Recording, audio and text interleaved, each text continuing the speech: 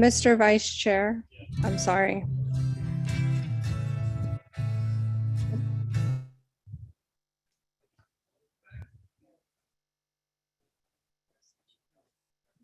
She took too long.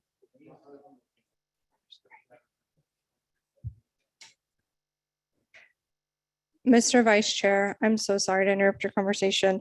We now have quorum in person, and I think you guys actually beat the TAC for getting quorum on time, even though we're a little bit late. So we're ready to get started when you are. Oh, and I'm sorry, Albert, if you can turn your microphone on and just bring it a little bit closer for us so we can pick Is it that up. better? Yes, thank you. Okay. I would like to call to order the December 1st, 2021 Citizens Advisory Committee meeting. The Palm Beach TPA is conducting this meeting both in person and virtually using the Zoom webinar platform. Instructions to join the virtual meeting as well as contact information for assistance are provided in the published meeting agenda. Staff, please call the roll so that we can establish a quorum. At this time, I am only asking those CAC members attending in person to respond by saying here when I call your name. I want to remind you to unmute your microphones by pushing the button on the base prior to responding. Ryan Rossi, Here. Michael Fitzpatrick, Cheryl Snyder, Here. James Garvin, Mark Bruner, Here. Ramona Bean, Here. Paula Ryan, Here. James Bonfiglio, Here. Richard Vazzalotti, Michael Carter, Mark Forrest, and again, James Garvin. Here. Thank you. BJ Mishra, Here. Francisco Gill. I think he stepped out of the room. Myra Newman, Here. Terry Brown, Here. Greg Fagan, Here. Jim Knight. Here. The cities of Belglade, Green Acres, Lake Worth Beach, and Riviera Beach are still vacant. And just for the record, I do have that Francisco Paco Gill joined us in person. Wen Dang and Albert Richwagen. Here. We have a quorum in person, Mr. Chair. Staff, are there any modifications to the agenda? Yes, Mr. Vice Chair, I do have a few, so if you'll bear with me. I have the following members that are requesting the CAC's permission to participate remotely. We have our chair, Wen Dang, that had a pre-scheduled work meeting out of town that limited her in-person attendance. I have Terry Brown, who has medical conditions limiting his in-person attendance, as well as the TPA office not having a handicap parking space near the entrance for him. And then I have Richard Vazzalotti, who noted today his wife is on duty and he needs to pick up his children from school and cannot attend in person. CAC members, are there any objections to allowing these members to participate remotely? Seeing none, these members are approved to participate remotely. Margie, please note their attendance in the minutes. Yes, sir. The other item that I have as a modification is we did revise the agenda. So the printed copy in front of you, as well as the updates on our website, do have a revision under action item 2C related to the Atlantic Avenue widening project. Our staff accidentally omitted some language that made it inconsistent with the resolution. So we just wanted to note that we did provide that adjustment and it's underlined so you could see the change. And then FDOT staff will review those changes during their presentation. And then the last modification I have is from Myron Uman, who asked that an action item be added, which we would take up first, if that would be the will of the committee, to express appreciation to Nick Uren, the TPA's current executive director. Are there any changes to the minutes? I'm sorry. And then I do have Myron with his tent card up. I think he wanted to provide a comment. Mr. Newman. That was just to request a change in the agenda to add this resolution that I'd like to present. Okay, so if there's no objections from the CAC, we'll revise the agenda for the first action item to be what Myron's asking for. Thank you. Are there any changes to the minutes? Yes. I have a, Mr. Fitzpatrick? where it says Chairman Dang, I don't have the minutes ahead of me, in front of me, but where it says Chairman Dang, something like recommended alternative. I would like to add, Chairman Dang suggested Fitzpatrick pursue this subject as an independent research action item. Jim Bonfiglio concurred and pointed out as an independent study subject, and on a committee agenda, it is not subject to the sunshine law. Therefore, Fitzpatrick could pick up the phone and talk to anyone. BJ Mashara supported the idea of an independent research and recommended Fitzpatrick liaison with a TPA staff member. Those are recommendations. I have a motion by Mr. Fitzpatrick. Are there any seconds? Any discussion? Second, Mark Bruner. And then just for me, when I make that revision to the minutes, I'll make sure that the copy that you sign, Albert, will have that adjustment. But Michael, if you can provide me those comments after the fact, thank you. I'll take that from you before you leave. All in favor, please say aye. Aye. All Aye. opposed, say Aye. no. Aye. As a reminder, there are 3 ways to provide public comments for this meeting. Written comments may be submitted online at the website provided in the agenda. Verbal comments may be made by a virtual attendee using the raise hand feature in the Zoom platform. Verbal and written comments may be provided by an in-person attendee submitting a comment card available at the welcome table. Staff, are there any general comments being received? No, Mr. Vice Chair. At this time, I want to invite any CAC member comments or items not already on the agenda. For members participating remotely, please utilize the raise hand feature in the Zoom platform, and then remember to unmute your microphone once you are recognized.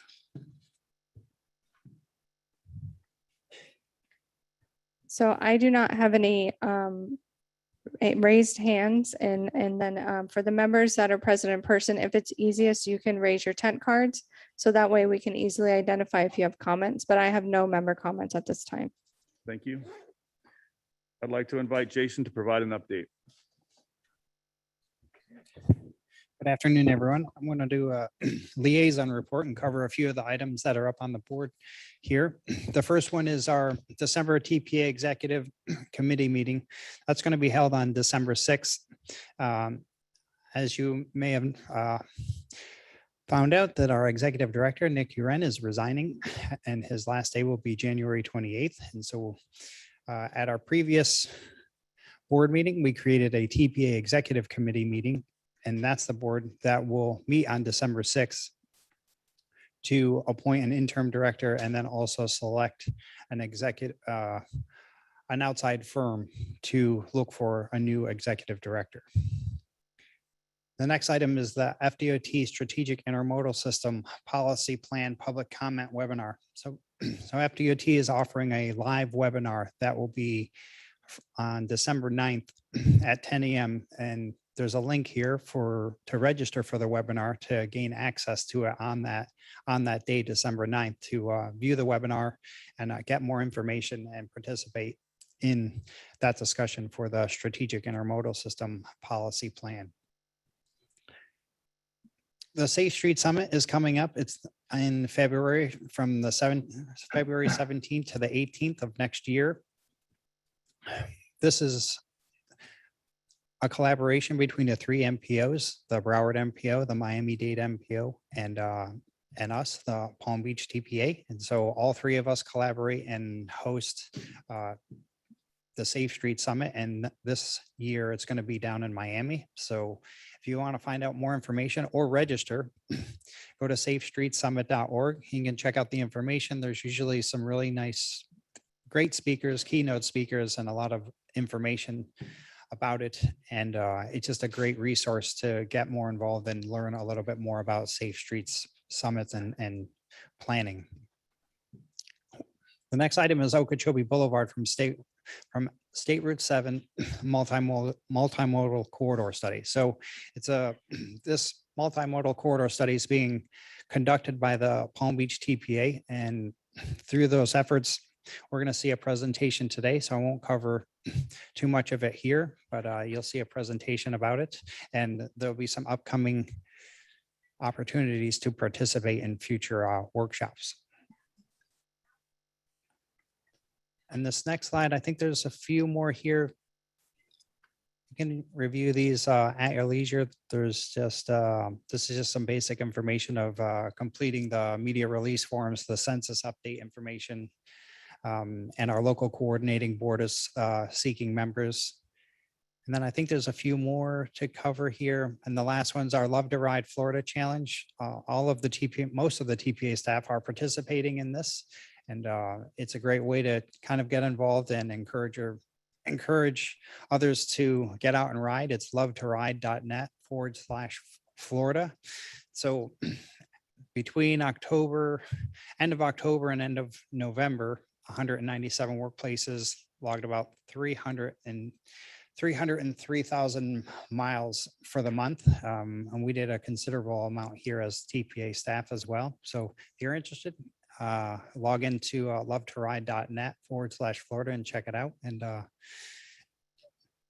get involved if you'd like to. And then just lastly, the December TPA governing board meeting, that's going to be December 16th. And we are off in January. So there will be no committee meetings in January. So we'll have that month off as we did the previous month in November, just as a reminder. And that's it for the liaison report. Staff, are there any public comments on these items? No, Mr. Vice Chair, but I do have Paula with her 10 card raised. Fine. Thank you. Just a quick question. Can the CAC members participate in the December 6th meeting, or is it just the committee members themselves? To discuss mean, It's a So, public meeting, right? Are you So, yeah. asking if the CAC members can participate as voting members? or discussion, conversation? So the executive committee is made up of 5 of our board members, so they're the only ones that have like the open discussion and the voting. But members of the public, which would include the CAC members, would be able to make comments. They will be limited to 3 minutes or less, depending on how many public comments there are. But you're welcome to attend either virtually or in person. We'll hold it here, and then we'll also be live streaming it like we normally do. Thank you. You're welcome. Do any other committee members have any comments or questions on the liaison report? Seeing none. Pursuant to section 4. I'm sorry, Albert. I am gonna stop you just because we did have the walk-on item from Myron. So Myron, if you wanted to go over your item first, and then we'll take up the officer elections. Thank you. And then Myron, can you pull your microphone closer for me, please? Thank you. Is this better? Yes. As mentioned, Nick Uren is resigning at the end of January. I've been on this committee for a long time, and I can tell you from my perspective that he has done remarkable things with the what was then the MPO and now the TPA, not least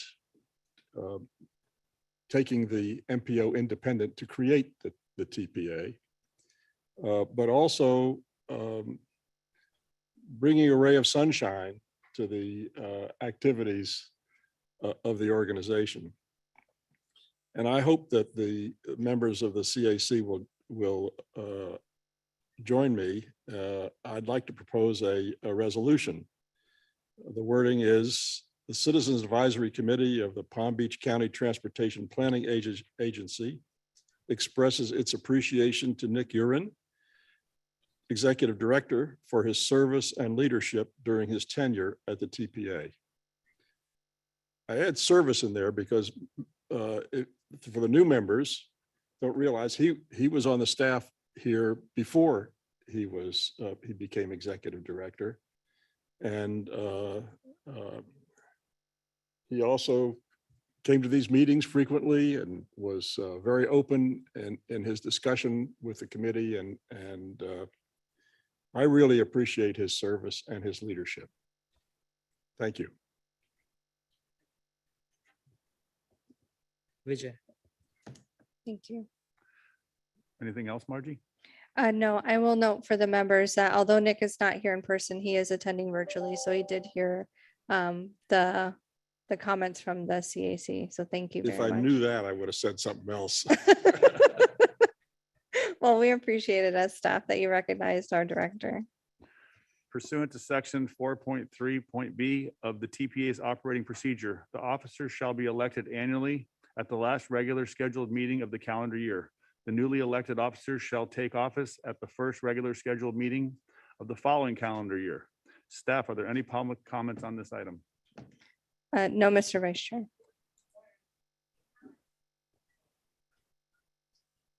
Oh, I'm sorry, Michael, can you turn your microphone on for me? Sorry. Point of information, was Myron's comment a comment or a motion? I believe it was actually, you're right, Michael, thank It you. was a resolution. Yeah. A But motion. I think you're getting at, Michael, that we need to take a vote as a committee. Correct. So we have a first by Myron and a second by VJ, Do we have all in favor, say aye. Aye. Aye. All those No. Motion passed. Any public comments on the, on the chair, I'm sorry, the officers? No, not at this time. first, I'd like to open the floor to nominations for the chair. Yuan Dang is currently the chair. Are there any other nominations? If only one nomination, close nominations and move on to the vice chair. Otherwise, close the nomination. Got it. So we do have Nominations? Wen that's present. I'm not sure Wen, if you had any comments. I don't have any comments. And then Paula, I'd see you raise your 10 card. So has Wen agreed to serve a second term as our chair? I'm happy to serve. I recommend, I make a motion to reappoint Wen Dang as the chair, our chair. I second. All those in favor, say aye. Aye. All those opposed, no. Motion carries. I hope you weren't going to say anything else. Thank you. I really appreciate it. And then you can move on to the vice chair election. Okay, second, I would like to open the floor to nominations for vice chair. I am willing to serve again. Are there any other nominations? If only one nomination, oh, go ahead. I make a motion to ask Albert to serve as a second year for vice chair. I would be honored. I second that. All those in favor? Aye. Aye. All those opposed? Motion carries. Congratulations. Thank you. Thank you guys for your leadership. And then if you can just skip to the next item since we already had motions for both of those. So thank you. I'd like to invite Jason Price from the TPA tip coordinator to present this item.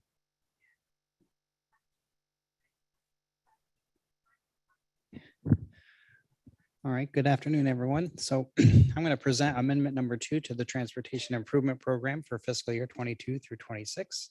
This amendment is is an FDOT request to modify one project and to add a new project to the document.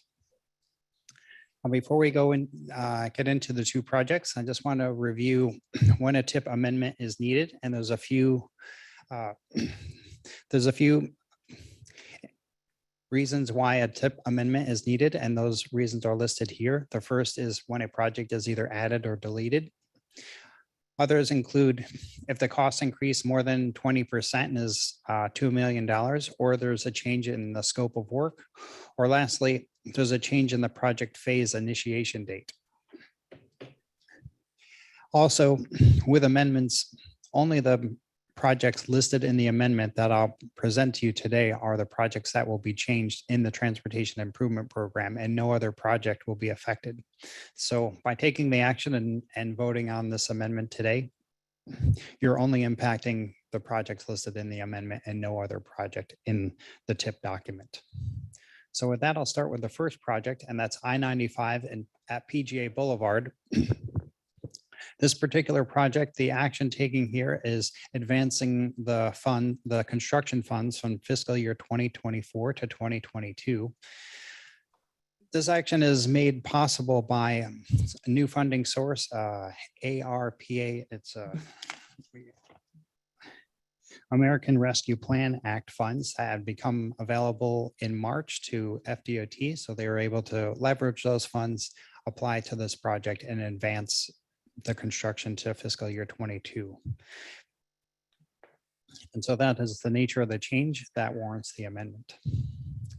The other project is a project that was proposed in the draft. It was part of the draft tip a few months ago, but it was pulled from the final adoption for this project to be worked out some details for the bike and pedestrian facilities along this corridor.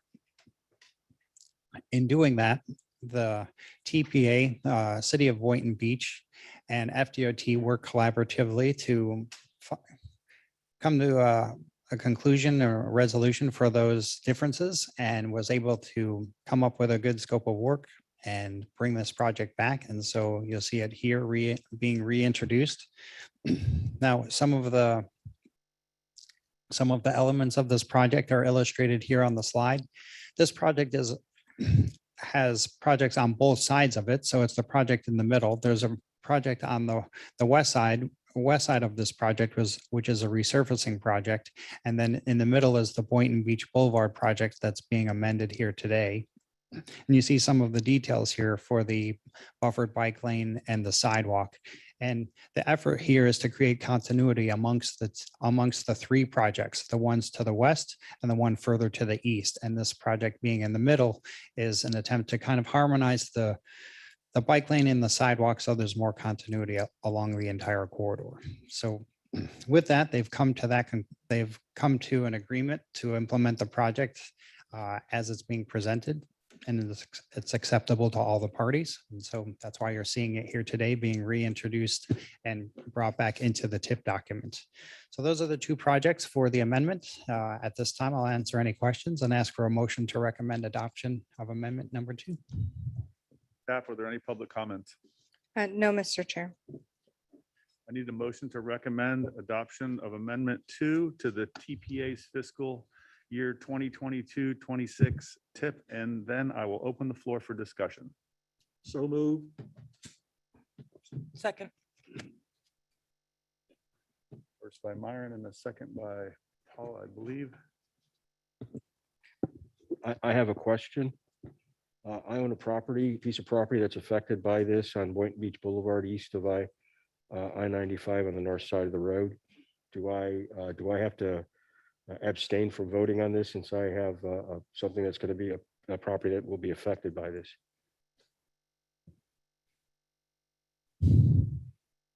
I would say no, that you wouldn't have to recuse yourself because the project is already set in motion. And I don't see, unless you have something to gain from the project, that would Well, be I've been notified that they're looking at my parcel for a partial taking.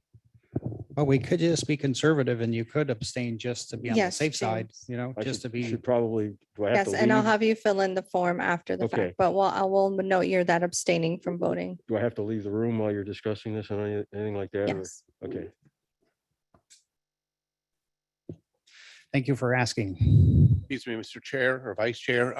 I actually own a piece of property east of 95 on the south side of Boynton Beach Boulevard. I'm a small part owner in a property, but we've not been notified of anything or anything else, but I'm in abundance of caution, should probably step out as well, correct? Yes, and we'll provide you with a form as well. Yep.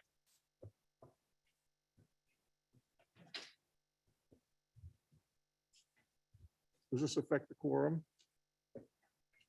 Myron, no, it won't affect a quorum. And then I do have Ramona with her tent card up, and then Michael Fitzpatrick as well, and James Garvin.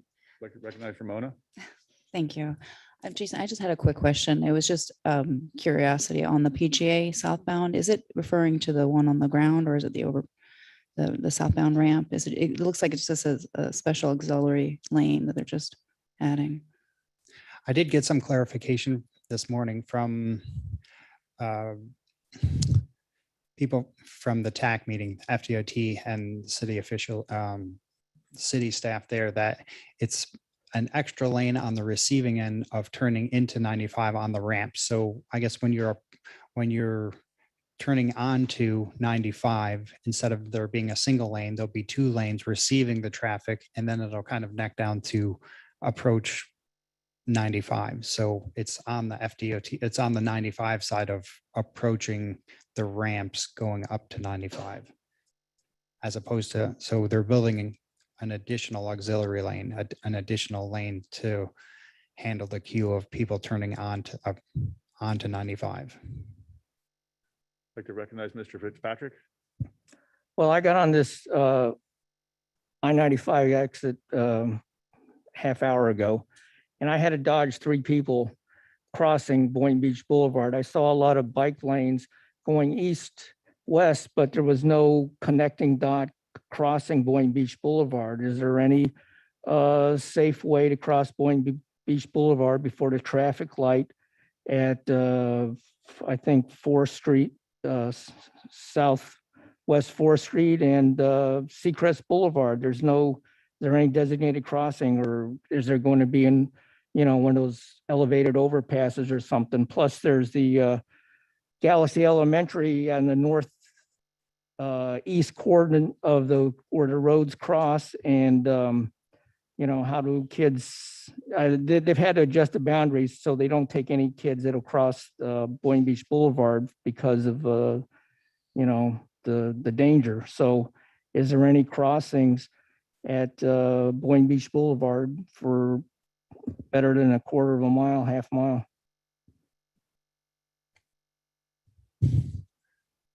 Well, the project was specifically for bicycle and pedestrian facilities along the corridor between all 3 projects. So there's a project to the west and east. So are there intersections that you're referring within, what were they again? I might have to just look them up. There's a stoplight at Southwest 4th Street, and there's a stoplight at Seacrest Boulevard, and there's crossing lanes there. Those 2 intersections are approximately, I believe, a half mile apart, and there's no designated crossing between those. There might be one at Pianca's I think too, Industrial Avenue, but there isn't much for kids and stuff. I literally had to dodge 3 people a half hour ago who were crossing Boynton Beach Boulevard right by Jim Bonafiglio's property. Hey, good afternoon, everybody. Connor Kimpabasso, Palm Beach TPA. So for the Boynton Beach Boulevard project, so they're in design now. Well, once the project is reinstated, it'll be going back into design, given the comments from the different parties that have been involved. We'll also take the comments received here today to the design team as well. But the whole point of the project is to, one, resurface the road, but also improve bike ped safety throughout the corridor. So that'll include things like bike lanes, wider sidewalks, as well as signalization upgrades. So, but we'll be working with DOT as we go through the process. But again, we'll take your comments. And if you have any suggestions for the corridor, we'll be definitely open to those as well. The drawing showed they showed dotted lines, yellow lines, but no dotted yellow line crossed Boynton Beach Boulevard. So they dead ended at Boynton Beach Boulevard. There's no north-south movement for pedestrians or bikes. And what intersection was that again? The whole length, half mile length. Okay. Okay. Yeah, we'll take those comments back to the design team once the project starts going again, and we'll see what we can do in that quarter. So, thank you. Yep. Thanks. Can't see his name card. Oh, sorry, Mr. Garvin. Oh, James, you're there. Thank you. As a resident of Palm Beach Gardens, somebody that lives off of PJ Boulevard, I can assure you that the capacity is definitely needed at that intersection of southbound on-ramp for 95 and PGA.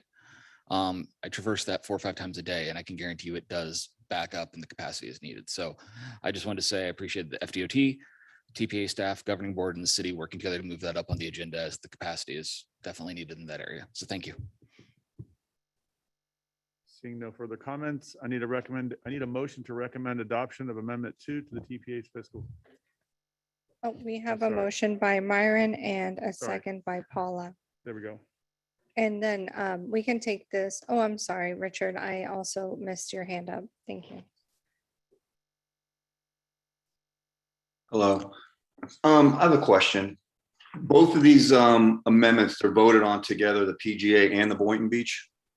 So that it's either both or together, either yes or no. Yes, that's correct. We Okay, could separate them if there was a issue with one or the other projects.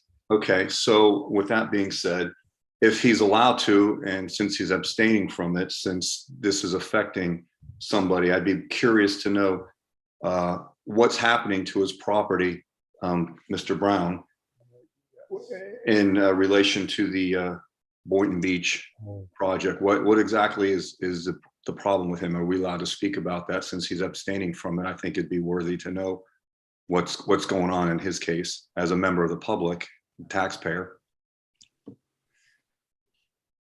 So, Richard, both James and Jim stepped out of the meeting to abstain from voting, so they're not allowed to participate in the discussion. So neither of them are in the room to talk about why, like the effects that their properties would have on for this item. Okay, if they were to speak as a member of the public, can they do that?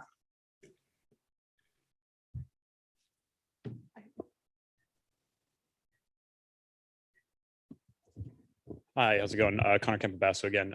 So again, DOT is going through that design process. One of the phases that they're going to have is a right-of-way phase, which could impact properties. But again, the project is still going through the design. So as to which properties are going to be affected, I couldn't say, and I don't think DOT could say at this point either. So, but either way, I mean, even if there weren't right-of-way impacts, there's different ways that projects can impact properties, such as access and things like that. But for this project, there's really no access changes that I'm aware of. So I wouldn't say that it's probably an impact to access, but you know, even upgrading streets, resurfacing complete streets could improve property values. So it could be something like that. So that's probably why they abstain from voting, just because there is a project in that area and they could potentially benefit or not benefit from this project. So Yeah, that's the part I'd like to know. Okay. Can we separate them on the vote?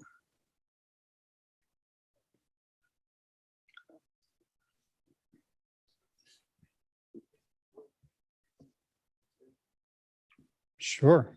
Yeah, we could separate them and create two separate amendments and amend and approve each one independently. Okay. So we'll take the first one. And one last question, can they speak as a member of the public about how this is impacting their property? Is it allowed? I think we're taking the conservative stance of them abstaining just so there's no gray area of if there is any conflict. You know, So you kind of take the voting. high road and abstain just Right. so in the event that I mean, of Right. course, when any road affects somebody's property, it's, you know, it's worthy to know why, if we can. But all right, that's it. yeah, and if they were to speak, it would be at their discretion to disclose any information if they wish to. If they wish to, right. Okay, thank you. So you already have a motion on the floor, Mr. Vice Chair. I have a motion by Myron and a second by Paula to adopt to my, for All in me, favor? it's a recommendation to adopt as presented. I don't know if Myron wants to revise his motion or if Richard wants to do a substitute motion to separate the items. I have no opinion on the matter. If there's a general opinion among the membership that we should vote separately, I'd be happy to make an amendment to my motion to that effect. But I don't see a lot of clamor for it. And I do have Michael Fitzpatrick that raised his 10 card as well. I'd like to make a recommendation that the be separated and that the Boynton be taken up first. So when they come back in the room, they don't have to leave again. So you're making a substitute motion to separate the items? Correct. And take the second one first and then bring back the two members for the first item. I'll accept that modification. Okay.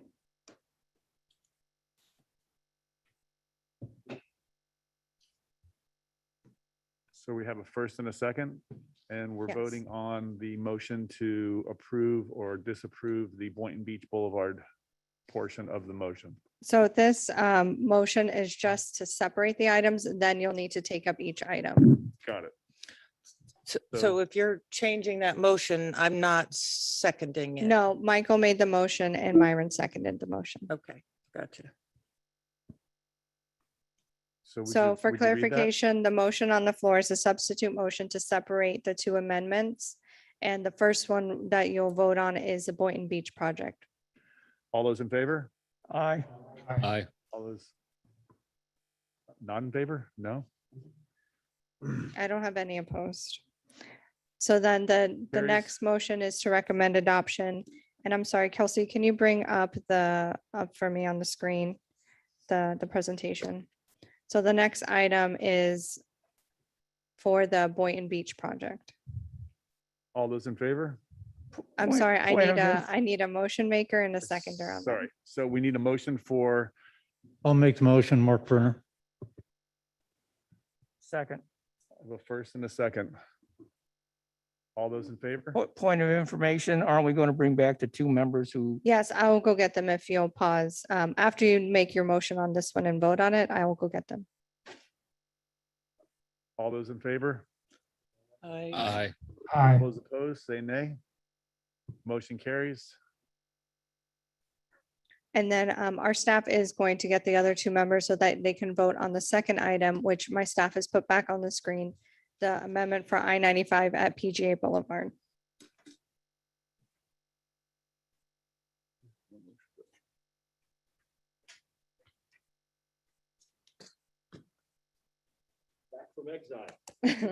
And then just to clarify for the members that are joining us again, the committee has separated the items, so they already disposed of the tip amendment that modifies for the Boynton Beach project. And they would like your participation for the second amendment to modify the I-95 at PGA Boulevard project. Thank you. Do we have any further discussion? Did either of you have questions on it since you stepped out? No. No, okay. I don't think that'd be a good idea. Do I have a motion? Motion to approve? I have a motion from Mr. Garvin. Do I have a second? I have a second by Ramona. All those in favor, say aye. aye, Aye. Those opposed, say nay. Motion carries. Like to invite Jocelyn Scarlato to present this item. I'm sorry, my penmanship wasn't the best. It's John. Sorry, John Scarlato. Hey, good afternoon again. Connor Campabasso. So DOT does have a presentation for you all today, but I did want to give some context for the resolution that's before you.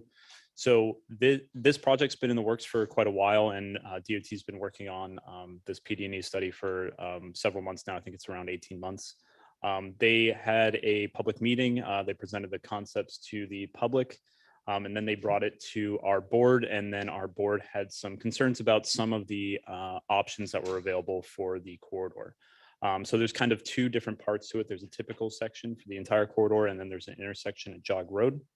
The board expressed concerns of right-of-way acquisitions, specifically at the Jog Road intersection, as well as bike ped safety concerns. So all the typical sections that DOT is going to show today do fit within the parameters of that resolution that's before you all.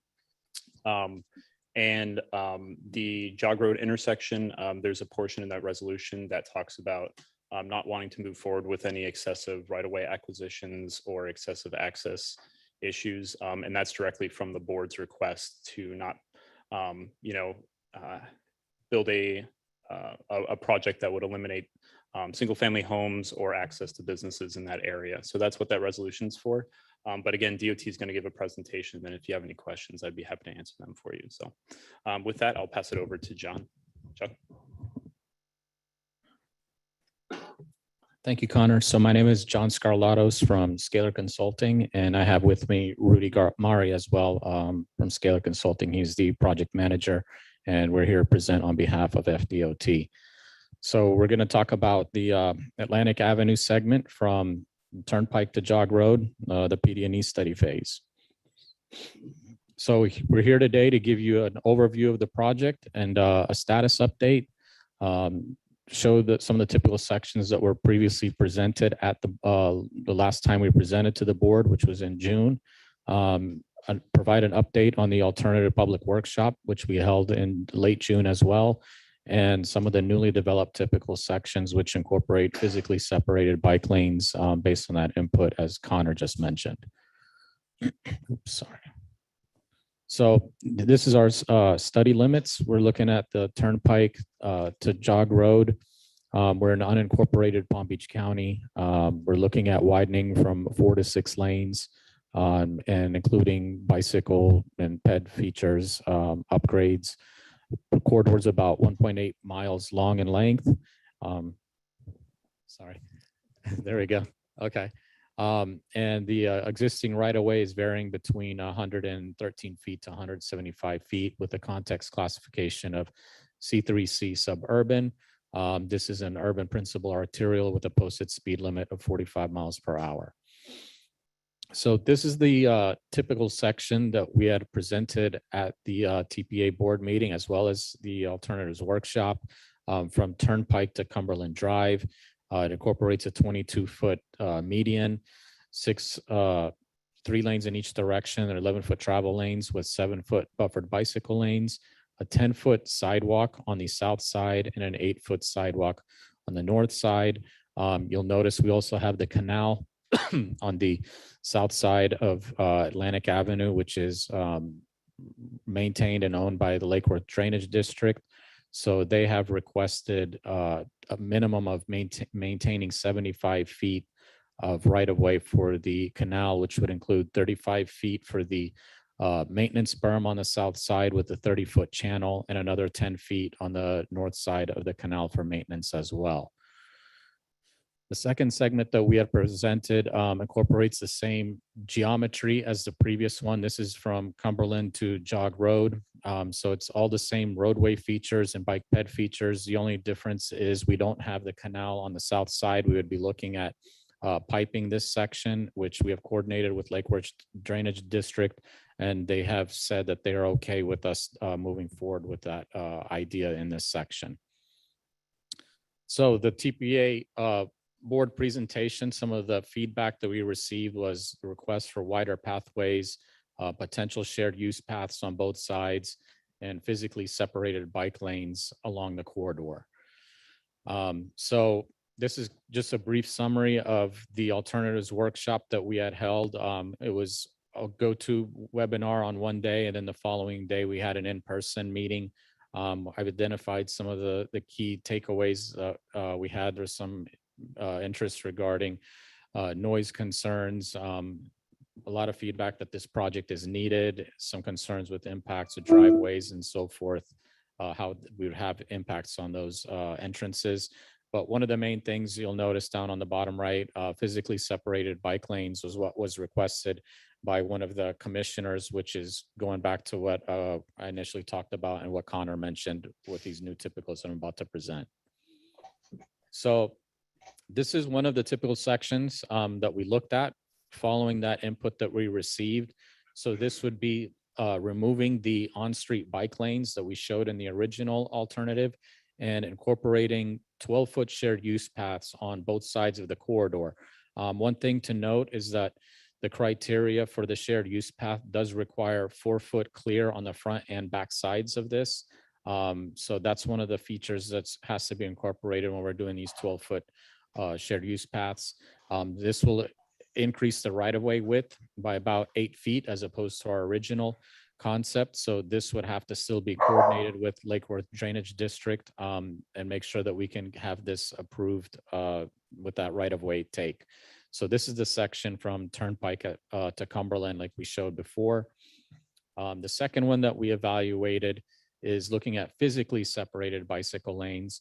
So this actually has a physical separation on the bike lane from the roadway outside travel lane. So it would be a 3-foot buffer, and within that 3 feet, there would be a physically raised section, kind of like a curb in a way. And behind that, you would have a 6-foot bicycle lane, and we would still have 10-foot sidewalks on both sides of the corridor. The rest of the features would still be the same with a 22-foot median and the 11-foot travel lanes, as we discussed. This one would be 134 feet. So it's a little bit less aggressive than the previous concept regarding right-of-way width. But again, we would have to coordinate this with Lake Worth Drainage District in various sections within this Turnpike to Cumberland Drive location. So the third one is very similar to what I just showed you for the first alternative, which was the shared use paths. But one thing that we looked at here was including a sheet pile wall on the south side of Atlantic Avenue. This would help minimize some of that right-of-way take within the canal right-of-way. So having that wall obviously is going to be a greater cost in terms of the construction, but it's going to minimize some of the right-of-way impacts.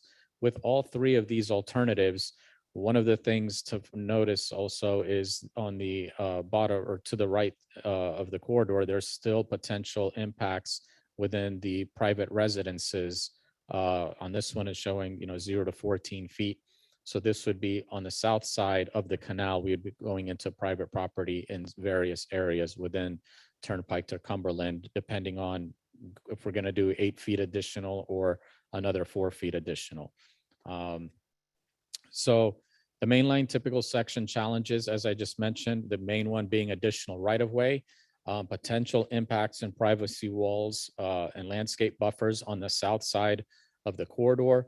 There could be some potential for impacts to one of the golf courses. It's not a county golf course or anything public. It's a private golf course. And impacts could be also for some of the wood stork habitat. So mitigation for portions of the canal that may potentially be piped would have to be evaluated. Some increased impacts to the Kings Point Shopping Center, including parking at Walgreens, since we're going to be moving closer into that property. And residential impacts would be increased between Cumberland and east of Jog Road. So this is going back to what I just spoke about of some of those potential impacts south of the canal. You'll notice this is our most constrained area where we're at the Eagle Point, just east of Eagle Point, where there's some homes there. The different colors are reflective of the different alternatives we just talked about. So you'll see we're getting very close. And this would be assuming a full 75-foot right-of-way being maintained in this section for Lake Worth Drainage District requirements. We are working with them to see if we can box or pipe this section of the canal from Eagle Point east to the next driveway. So with that approval, if that is to come and be approved, these impacts to this section would go away to these residences.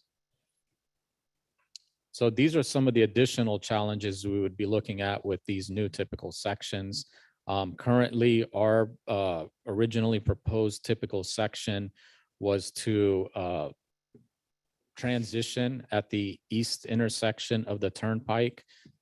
There's striped areas there where we would just add the additional through lane, and the bike ped features would be matching what's out there today. There's already 6-foot sidewalks on the bridges on the west side of the Turnpike.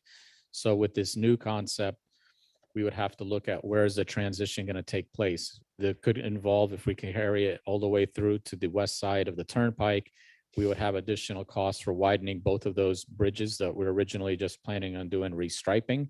So there's going to be added costs for bridge widening, potential impacts with FGT, which we didn't have before.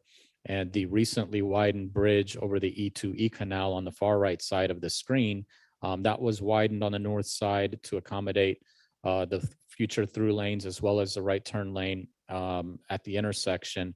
So we would potentially have to widen that bridge again, which that just got opened from construction several months ago, earlier this year. And we would still be widening on the south side as well, no matter what concept we're looking at doing. So this is kind of an alternatives comparison. I won't go through the whole list. I'll let everybody take a look at it. But some of the key takeaways on this obviously is we're going to be increasing the right of way with any of these alternatives, which in turn obviously will also increase costs. There'll be some increase in utility impacts, potentially environmental impacts, but we are going to be improving the bike ped safety under any of these alternatives over the original concept that we proposed, and definitely much better than what the existing condition is out there today. So those are just some of the things that we have to balance when looking at, a selection for these alternatives. So the Jog Road intersection, we had originally presented a concept here as shown, which included partial displaced left turns. We have had some feedback from TPA staff as well as department FDOT staff with their operations, where they don't feel it's a good idea to support this concept due to the amount of right-of-way impacts. It'll require residential relocations. There's access issues, obviously, since we're going to be closing a couple of these median openings that are out there, modifying the access into Seville Terrace, and having to close the intersection on Jog Road just south of Atlantic. There's bike ped safety concerns, and the configuration of this intersection also violates some of the driver expectations, since it's not a conventional intersection that people are used to. So with that, alternatives that we're considering would be dual left turn lanes and triple left turn lanes at this intersection at all approaches, which would be a conventional intersection. There's currently already dual lefts at all approaches, so we would look at that, or just adding an additional left turn lane at all of these approaches. We have gotten some feedback from Palm Beach County, and they still have some interest regarding the partial displaced left turns. And so there's an idea that we might be able to modify this configuration to eliminate those impacts of the relocations on the northwest quadrant. If that concept can be developed without having residential relocations, it may still be on the table to be moved forward with, because these concepts for the partial displaced lefts is the only one that's going to provide acceptable level of service in the design year 2045. So under the dual lefts and the triple lefts during the AM and PM peak hours, this will end up failing operationally in the future conditions. So this is just some of the timeline. You'll notice in the summer where we have the little arrow, that was where we had our alternatives workshop. So this schedule is based on what we originally had developed. Now that we've had some additional alternatives to evaluate, and we're waiting to receive input from everyone here, as well as the TPA board, which will have that presentation, later this month. We're going to end up moving the schedule out some. So we're looking to get direction as soon as possible on a recommended typical section. So right now, our original project or PD&E study phase completion was scheduled in the summer of 2022. We're still going to do our best to complete this as early as possible, but this will likely get carried out an additional 5 months or so, depending on how soon we can get an alternative selected so we can move forward. The design consultant has already been selected, so they are ready to go in terms of getting this built. We know that there's a big interest from the local community, TPA staff and so forth for moving forward with this. So we're eager to get the project moving as soon as possible. Right of way is funded for fiscal year 2024, but there's currently no funding for construction. It's an unfunded project, but a candidate for fiscal year 2027. Took Lee is the FDOT project manager. He couldn't be with us here today. His contact information is here if you have questions, and we also have the FDOT communications manager. And with that, we'll open it up to questions. Thank you. I'm sorry, Albert, can you turn, and then to answer your question that the rest didn't hear, no, there are no public comments on this. I do have James, Mark, Paula, Cheryl so far, and Jim and VJ. So if you want to go from your left to right, you can. Okay, Mr. Bonfiglio. Hi, thank you. I have several questions. Excuse my ignorance, but the runoff, where does the runoff go now from the road? Does it go directly into the canal? Do you have a different catch system for the runoff from the roadway? There's existing treatment ponds on the north side from some of the communities that were there that were permitted. And there's enough capacity there to handle the additional volume. So that's what's being proposed for So I handling would that. anticipate with the additional roadway. Yeah, that it road can, service, yep, you're gonna it get can more be handled there. runoff. Yeah. Okay. Will the, oh, did I hear you correctly say that part of the tunnels will be essentially put into some sort of tunnel system? So it'll be covered? Did I hear you correctly? You mean, what do you mean tunnel? You Well, mean the? you're gonna cover up the canal. Oh, yeah, the piping of it, correct. So the section from Cumberland Road, Cumberland Drive to Jog Road, there's only a ditch there today. Okay. So the Lake Worth Drainage District is okay with us piping that ditch. Now, anything west of Cumberland to the Turnpike, we're still working with the Lake Worth Drainage District, which is why they need us to come to them with an approved typical section before they can give us a yes or a no.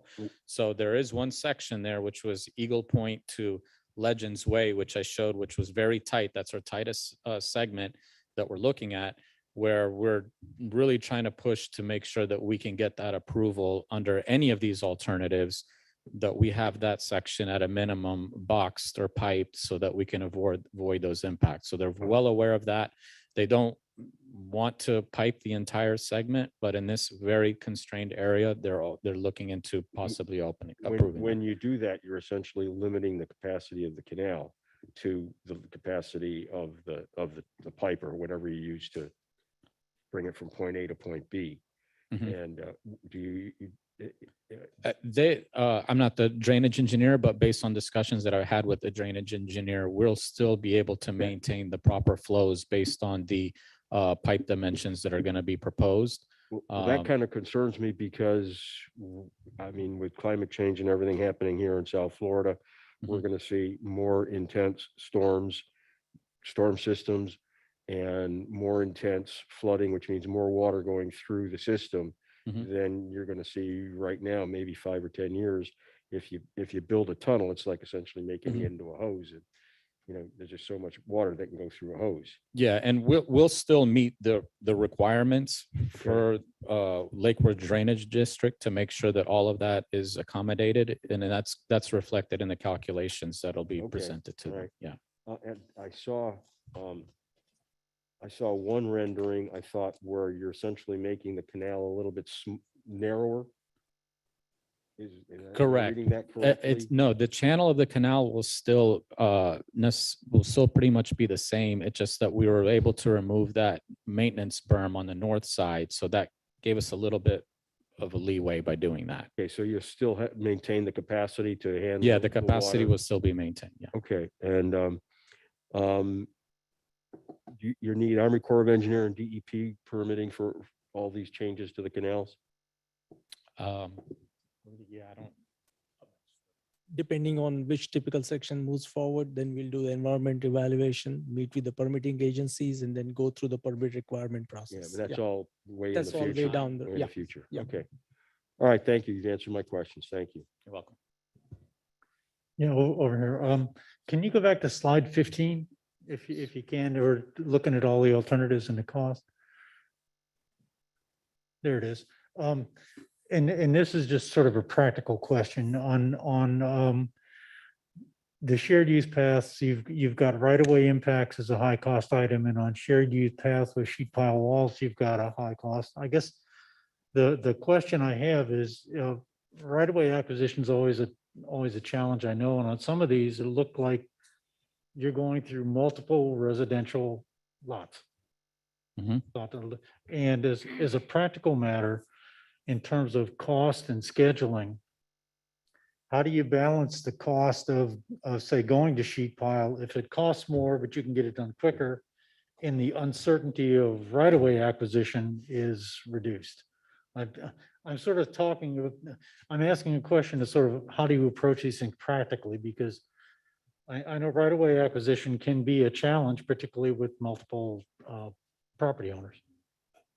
Okay, so right now we are in a PD&E study, right? So that's exactly why we are doing this study, to evaluate the impacts, look at the cost, and whether the right-of-way cost versus sheet pile cost, all that will be evaluated in evaluation matrix, and then go through the impacts analysis then we come to a conclusion, okay, which will be the recommended alternative?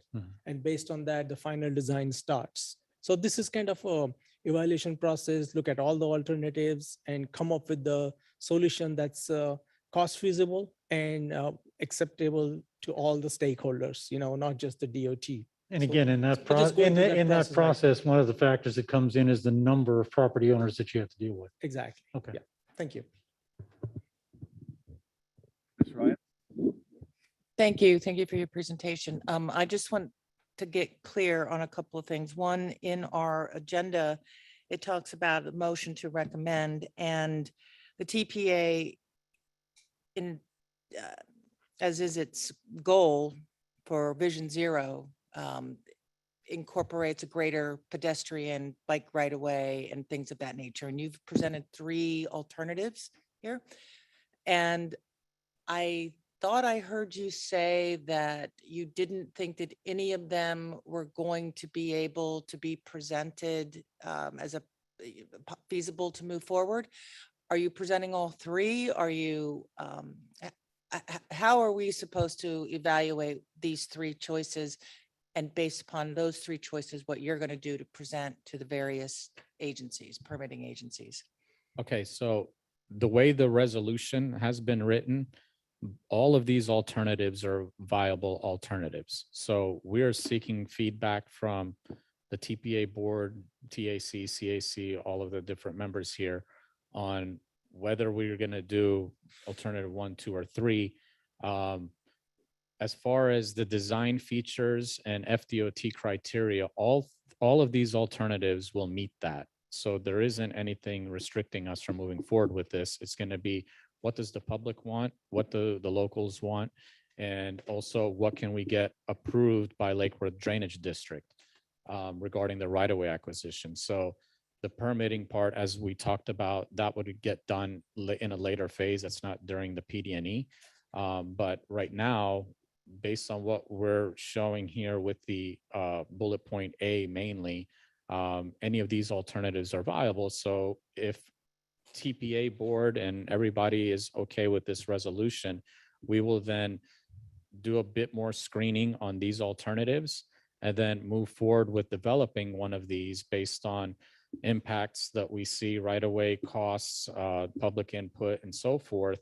And we will then come back and present that alternative at a public hearing, which will have a court reporter, official record, and we'll have everybody's input, and a decision will be made at that point, which will either approve it or there's a no build, which I don't think is what people want. And whatever that alternative is that is approved will be documented in the PD&E as an approved, and then moves into the design, which, as I mentioned, the consultant has already been selected. They would design that alternative. Okay, great. Thank you. So at this point, you really want to hear from us of these 3, what we are questions, concerns, Sure. or priorities. I Yeah. want to say protected bike lane, pedestrian lane is my priority. And if we could make that a going forward, everything that we look at is included, as opposed to coming back without this, coming back for this because it was designed without it. You got public input, 2 meetings, all of them were related to expanding pedestrian and bicycle. So from the TPA's perspective, we've always focused on Vision Zero. So that's why I move forward with the recommendation that we look at the protected. But the bigger question is why isn't that taken into consideration in the first go round of your design drawings? The first go around with the design drawings was based on the criteria from the Florida design manual. And we coordinated that concept, which was meets all the criteria. And we coordinated that with TPA staff early on. And we had concurrence on that typical section, which obviously is, like I said, it meets all the criteria. It had the minimum right-of-way width. And after we got to the point where we presented that in June at the TPA board, as well as at the workshop, there was a different direction based on commissioner input and so forth to do these enhanced facilities for increased safety for the bike peds. So that's when we started to come back and evaluate it. So if that was a direction early on, we would have done that. But the original concept meets the criteria, which is what we have been, when I say we, the department has been using on this type of facility to design in other areas as well throughout the whole state. Gotcha. Yeah. Okay, I understand. Thank you. Mr. Fitzpatrick? On slide 8, can you go back to slide 8? I have 2 questions. So, whoops, so which side's north? It's hard to tell. North side is the left. North is to the left, okay. How come on the south side, there's a barrier between the road and the bikeway, but it's not mirrored Correct. on So the guardrail is on the south side because it's a requirement as a protection due to the close proximity of the canal. In case a car drives off, it doesn't end up in the canal. Okay, so it's not to protect pedestrians, No. to protect. Correct. So how much more is it to like put that on the south side too, to protect pedestrians? North side. You mean on North side, sorry. Yeah, so the north side, there's a lot of conflict putting in that due to the amount of driveways that are out there today. So once you have that, it makes it difficult for vehicles to be turning in and out. There's also issues with vehicles crashing into it. There is a short guardrail that was put out there for a variable message sign that we saw recently that was driven into. So for that reason, when you have a lot of those breaks, it's difficult to have that guardrail implemented. So on the south side, you have long stretches with no openings, which allows us to do that. And it's also, like I said, you need that to meet requirements for safety for driving off into the canal. My second and last question is, going into the future, there's e-bikes out there that go like 20 miles an hour, and more people are buying golf cart type vehicles too. Where do they fit in this? Where would they ride on? Would they ride on the 12-foot wide pathways or in the road or what? If you're in a golf cart, you cannot ride on this road. That's a 45-mile-per-hour So facility. they would You have to be on the bike lane, the bike on the shared use path. shared use path. Correct. But that's not allowed if it's a tagged vehicle. E-bikes too, E-bikes are allowed. They fall under the American Disabilities Act. so that they are where? They are on the bike lane. Okay, so that's where I would prefer them, safety wise. Is there a speed limit for these vehicles? For the golf carts, you're saying? Yeah, that has FDOT and stuff started addressing these kind of issues. Yeah, I wouldn't know what the speed limits would be, but the thing is, on the road, you're gonna have speed differential, which would prohibit them from being on there because vehicles will be going 50 miles per hour. That golf cart will be 15, 20 or so, and you end up, it's too slow of a vehicle to be on the road. So none of that kind of vehicle traffic is included in your manual? Not that I'm aware of, no. They don't design for golf carts. Okay, thank you. Okay, moving along, Mr. Knight. Yes, I actually appreciate your presentation as well. And I attended, I think I met you at the June 29th presentation out there at Hagen Ranch Road. But I just want to reiterate a comment I made then, and that was that if there's any way to get any of the federal infrastructure money to move this up, this segment out here, because it's a mess out there. And then there's other Okeechobee, Glades Road, a number of roads that are, but if there's any way that we can tackle any of that infrastructure money and get it into moving projects up, that'd be a great thing. Thank you. Ms. Snyder? Thank you. I wanted to follow up with you on, you mentioned there are environmental impacts. In particular, there's a habitat that would be impacted, and I wanted to understand more about that and also more about what the mitigation plan was for that. So the canal itself is a wood stork habitat. So anytime you either box the canal or you shift it, that would be a temporary impact. So that would be one of the things that we would have to be looking at just specifically for that species. As far as the mitigation goes, I don't know if Rudy, do you know anything about how that would go? For the birds, I don't know. There are certain guidelines from U.S. Fish and Wildlife Services. So once we identify the impact on canal, whether we are shifting the canal, we are piping the canal, Then we'll go to in consultation with US Fish and Wildlife, talk about how much impact, how much area being changed versus pipe versus original canal. And then we go through this coordination. And at that point, it will be decided what mitigation strategies, whether we're going to have some kind of a separate funds identified for when they go to the design and construction process. So that mitigation strategies will be identified. Okay, thank you. I also had some concerns also about the stormwater runoff and constraining it by piping the canal. So do you take into consideration of the fact you're going to have more runoff when you widen the road and there's still going to be capacity?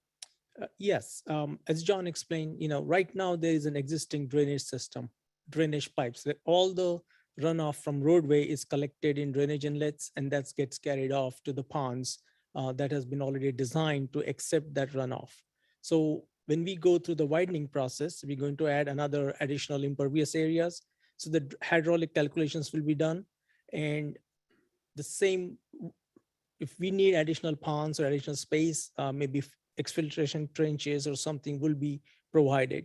Now, as far as canal, answering to the concern about canal capacity, well, when the hydraulics analysis is done, basically, instead of having a canal of that size, it will be replaced by equivalent capacity of the pipe. So the water carrying, I mean, in simple terms, the water carrying capacity of that pipe will be equal or more than what the canal capacity is, because all these canals are designed to carry certain flow. So we will work with the Lakewood Drainage District, and that's one of the concerns Lakewood Drainage District also has. So once we come up with, get a resolution on a typical section, we will do further evaluation and then get with Lakewood Drainage District to show what impacts that typical section or the footprint of the roadway will have the canal, and what additional measures, what size of pipe, what kind of inlets we need to add, what kind of drainage facilities we need to add, all that will be further evaluated. And when they look at that, will they look at also the water quality issue side with all the additional runoff from the cars? Yes, as a part of the PDNE and design, we always had to address water quality and the quantity issues, and that will be done too.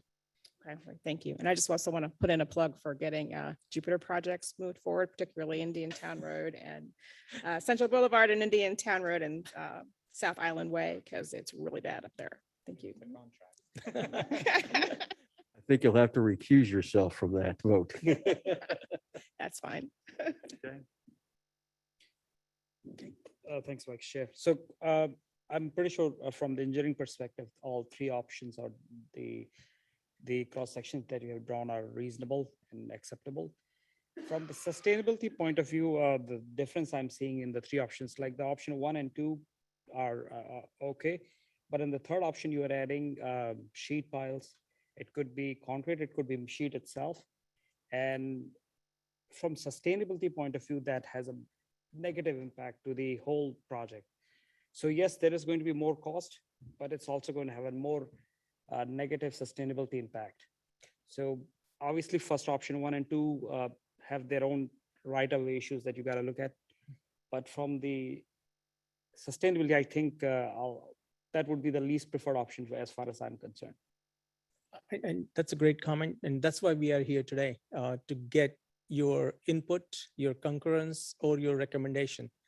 These are the three typical sections that has been recommended while working with the TPA and FDOT. If you have any input to provide on those, and that's why the resolution talks about accommodating all these three typical sections.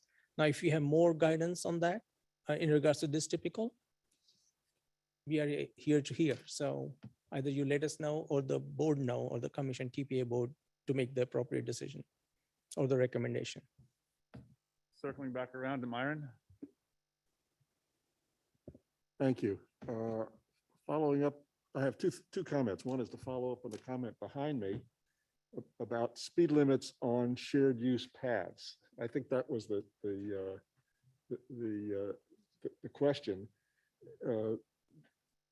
So far as I know, no transportation agency has looked at the problem of speed limits for electric vehicles on shared use paths, electric bicycles and golf carts. And so there are conflicts between pedestrians, bicyclists who are using manual bicycles, and electric vehicles on shared use paths. And I think it's probably incumbent upon TPA or some other organization to start looking at the safety issues about that and wondering about speed limits for the electric vehicles. But what I really wanted to say was that my understanding is that we're being asked to endorse a resolution which encompasses all of these things, including shared use paths of at least 10 feet on both sides, and eliminating problems for adverse impacts for pedestrians and bicycle safety, particularly at the Jog Road intersection, and right-of-way acquisitions, minimizing right-of-way acquisitions. But there's a third thing in there, that aspect of that resolution that I haven't heard anything about yet, and that's extending these facilities to State Road 7. Can you comment about that, please? Sure. Again, Connor Campabasso. Could we bring up the resolution text? So I think it might help if I just go point by point here and kind of talk about. I'm talking about B.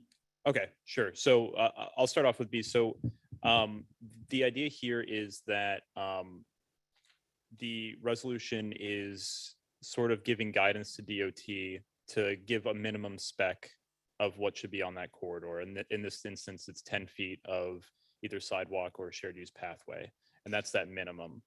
What B is talking about is, if feasible, there's two other projects in the corridor that link to this. So if feasible, we'd like to sort of clone whatever is being proposed for this corridor, this segment, and mirror those to the other corridors. So it's a nice consistent facility. So if, for instance, it's a multi-use path, we would like to see that multi-use path continue on to those other projects in the corridor. So it's a nice continuous pathway. If it's a bike lane and a wide sidewalk, it's the same situation like that mirrored on those two. So that's what it's referring to.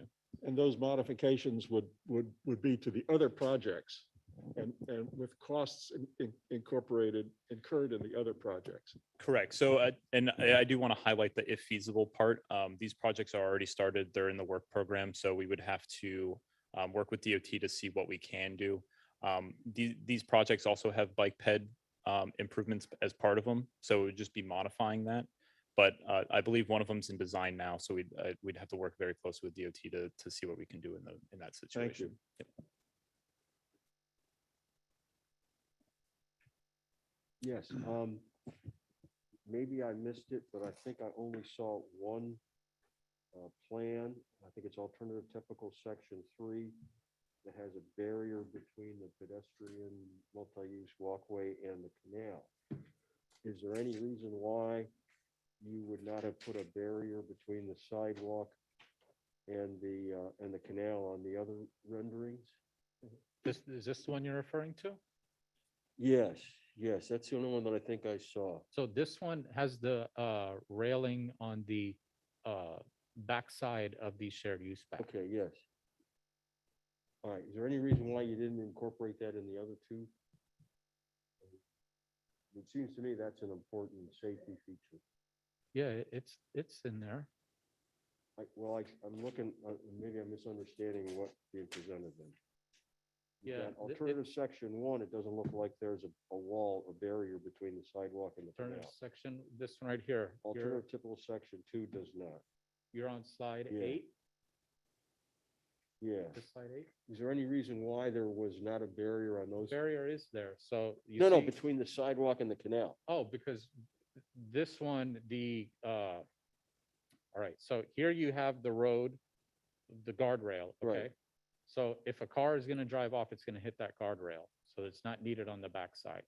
On this last one, that guardrail is there because of how close the shared use path is to the canal. Well, my concern is So that's a that, handrail, that's not a guardrail. well, my concern is that pedestrians and bicyclists using that right of way without a guardrail may get into that canal. No, by there is a accident. guardrail on this. That's the 4 feet. It's the 11 feet, and then the 4 feet is 2 foot for the curb and gutter, and then another 2 feet for the guardrail. That's the 4. I get that, but my question was there a reason why you did not put a guardrail between the sidewalk and the canal and the other two renderings?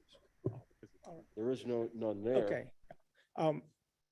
If you look at the sidewalk, you have a bike lane, then you have a guardrail and the sidewalk behind it. Okay. And then you have a lot of usable flat area behind the sidewalks. If somebody is on a bicycle, wears off a little bit, there is enough space for them to recover back.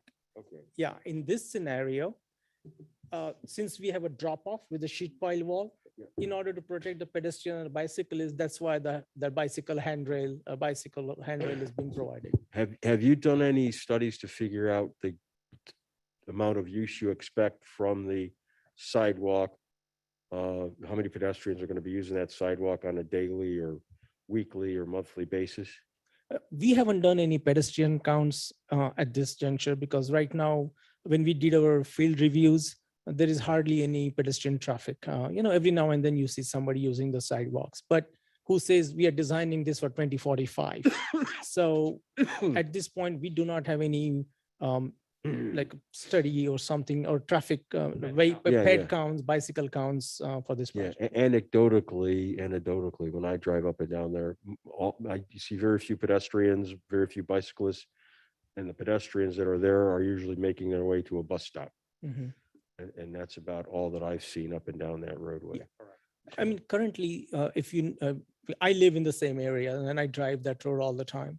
There are some missing gaps in the sidewalk. So as a part of this project, we are providing that continuity for pedestrians all the way on both sides of the roadway. Okay. Yeah. All right. I understand the plans now. Thank you. Sure. Thank you. Ms. Bean? Thank you. Just a quick comment. Thank you for the presentation. Thanks for your patience as we ask questions and whatnot. Talking about net zero, I appreciate that. I would reflect the opinion of many citizens. They usually do get concerned when their property might be. So the Eagle Point project, correct me if I'm wrong, what I was hearing is that when these projects are submitted, they're going to look at the alternative with the water district, right, and the drainage district to see if they can do that with the canal. So I would reflect that as much as we do want to make sure we do the net zero and be mindful of the climate, also be mindful of the communities around. And I'm sure they'll go through the proper process there in the locality and make sure they are aware, property or homeowners association. So thank you. Ms. Ryan? Thank you. One last question. I noticed in the discussion from the second workshop, there was a request for a traffic light, and I know how difficult traffic lights are. Is that something that's going to be able to come forward when this gets done? It's on page 23. Which one?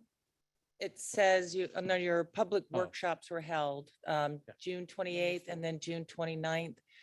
Comments from the June 29th were regarding a traffic light. Yeah, so the request was at Eagle Point where the Terra Nova is being put in.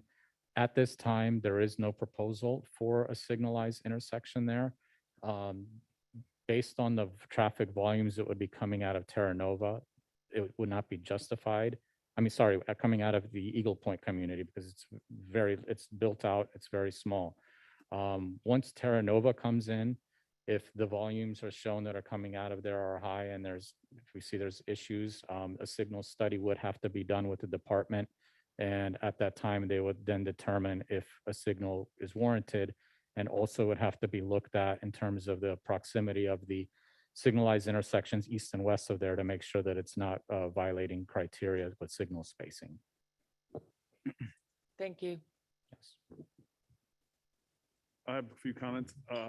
I would second his comment that the traffic currently on Atlantic Avenue, West Atlantic Avenue, from Hagen Ranch Road to the Turnpike backs up for miles daily. It's in need of redoing now, currently, not in 3, 4, 5 years. And then the renderings that you produced, if you would show a larger drainage pipe in lieu of the drainage canal, then it wouldn't be so much of a discussion or a question. You have a little pipe or a big canal. If you'd show a bigger pipe, then I think it would be more understandable for people to see that the volume would be to capacity. And then currently there's no bike use there because it's so dangerous. And you don't see people walking down the road because they don't want to get run over.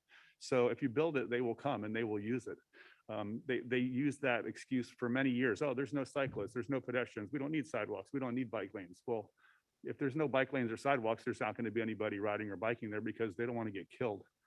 We have a really bad fatality rate on Atlantic Avenue. And then on the golf carts, there's no allowed golf carts on any shared use path or sidewalk because they have a tag on them. They will get a ticket and go to jail. And then as far as bicycles on the shared use path or electric bikes are capped at 25 miles an hour and people can ride their bikes easily at 30 miles an hour. So the speed reduction on the electric bikes is how they allow them to go on shared use paths or bikes. And they fall under the American Disabilities Act. Like you can ride a 3-wheel electric wheelchair on there as well. That's my only comments, but I think this project needs to be moved up, not back. Thank you. Anybody else for comments? Seeing none. I need a motion to recommend adoption of resolution affirming the TPA support for the Atlantic Avenue widening project from the Florida Turnpike to Jog Road, and then we'll open the floor. Do I have a motion? I move that we recommend adoption of a resolution affirming TPA support for the Atlantic Avenue widening project from Florida's Turnpike to Jack Road as set forth as on action item 2C in today's agenda. I'll second that. I have a first and a second. All those in favor, please say aye. Aye. Aye. All those opposed, say nay. Motion carries. Thank you so much. Thank you. I'd like to invite the Palm Trans staff and consultant to present this item.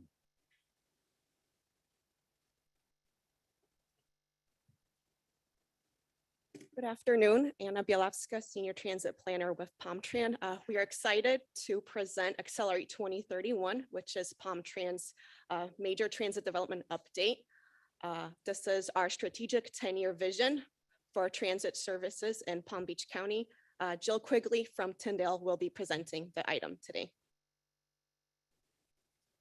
Thank you, Anna.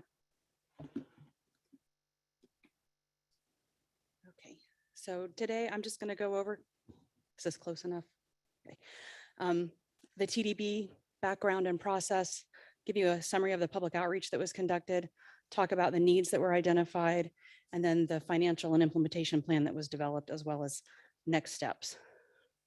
So for those of you who are not familiar, a transit development plan, or TDP, is a 10-year strategic plan for transit. So like any planning exercise, we start by evaluating existing conditions, we determine what future needs are, and then we come up with some alternative solutions and evaluate those. We identify funded and unfunded priorities. And this is a major update to a TDP, which is something that's done every 5 years. But on a yearly basis, PalmTran does an annual progress report. So they update FDOT on what they've implemented, what needs to change based on this plan. And so also a TDP is a requirement from FDOT. It's what allows PalmTran to get their block grant funding from the state. We also felt it was important to point out that a TDP, it's not a budget, it's not a binding agreement. And so although you're going to see tables that show projects with costs assigned to them, that doesn't bind PalmTran to doing any of these things. You know, circumstances change, so they're allowed to change the plan as needed. And just briefly, the TDP, it's a guidance document for the entire agency. So it's not just the planning, it's also development, operations, and maintenance. And as I mentioned, we go through the process of identifying needs, finding solutions, and then set the vision for the next 10 years. So public outreach, we had a very quick turnaround time to complete this TDP. And unfortunately, right when we started, the Delta variant was exploding. So all of our outreach was virtual outreach, with the exception of some operator interviews. We also had a steering committee that was comprised of representatives from Palm Beach County Engineering, DOT, the PalmTran Service Board, the TPA, and the Career Source of Palm Beach. They met 4 times virtually and gave us good guidance through this process. But so despite having to do virtual outreach, we still got over 12,000 people engaged through the process, which was a great turnout for us. So I'm just going to walk you through briefly the results of the online transit survey that we did. We had over 754 responses. And we broke our outreach into 3 themes. Where are we today? Where are we going? And how do we get there? So on this slide, we're going to talk about where are we today? You can see that we had over 85% of our respondents had used Palm Trans services previously, and 40%, over 40% said that they used them frequently or daily prior to COVID-19. So we purposely phrased that question to be before March of 2020, since as you all know, the pandemic had quite an impact on people riding transit. We also asked them 3 top reasons they ride Palm Tran. And of course, the highest one was because they don't own a car. The next highest one was to save money. And then about 9% actually feel that the bus is safer than driving a car. We asked reasons why people do not ride Palm Tran. And the highest response there was because it takes much longer than driving. 40% said that there was no bus stop near them to access the system.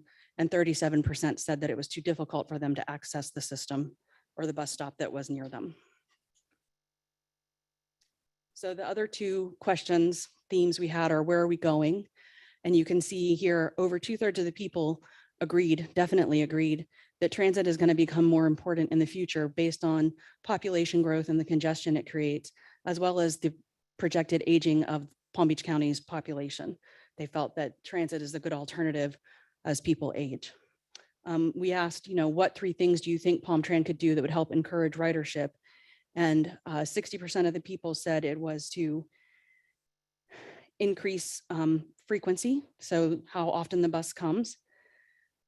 58% said more regional express or commuter routes would help improve ridership, and 55% said more weekend service. So then we also asked, how do we get there? And these questions were specifically focused on funding. For transit, one of the biggest expenses is the operating expense. You have to pay all the drivers, all that. Capital is also an issue, but for some reason that's easier to get than operating. So we didn't have a specified funding source. We just asked if people would support a local dedicated funding source for transit. 64% of them said yes. 67% said that it would be helpful to have more information about that funding source to help them make a decision. So one of the key components of a TDP is the situation appraisal. And what we do is we take all the information we gathered through our existing conditions analysis and data collection process, and we review them and look at what are the implications of this information for transit. And so in this graphic here in the circle, the color pieces in the circle, those are all the aspects that we look at. So socioeconomic trends, travel trends, land use, and the text boxes around the outside are the implications we uncovered for all of these issues in this TDP. And if you just take a minute to look at, you see one of the most common repeated implications is increasing the core network improvement. So Palm Trans core network on like Okeechobee, US 1, increasing the frequency of buses on those routes. Also a key for Palm Tran is to look at rebuilding ridership post-COVID.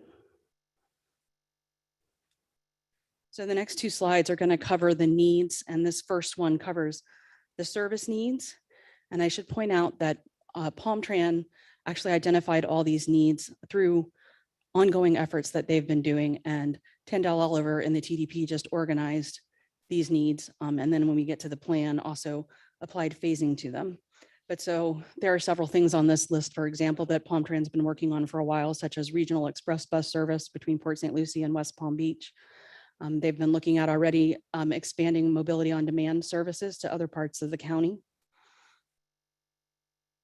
But you can see here also that some of the feedback we received through our surveys is represented. So one of the comments we got during the TDP was the need to improve service on Route 40 that goes out west to Belglade and comes back east. Then some other needs that were identified are shown on this slide, categorized by other capital and infrastructure needs, policy needs, technology needs, and other plans and studies. And you'll notice in the plans and studies, we have the major update that's required in fiscal year 2026. I think probably also of interest here is updates to the bus stop shelters. So ensuring that all stops have shelters and that they're improved. So this slide tries to summarize our evaluation process where we take all the needs and take them through the puzzle piece process. Those are the 4 criteria we use: public support, ridership potential, connectivity, and financial feasibility. And through that, you can see we got a priority ranking of improvements, with Sunday service span improvements being number 1. Now, I know you're not going to be able to read these slides, but these are the 10-year plan, and it's again separated like the needs. So this first slide is the service improvements that are included in the plan.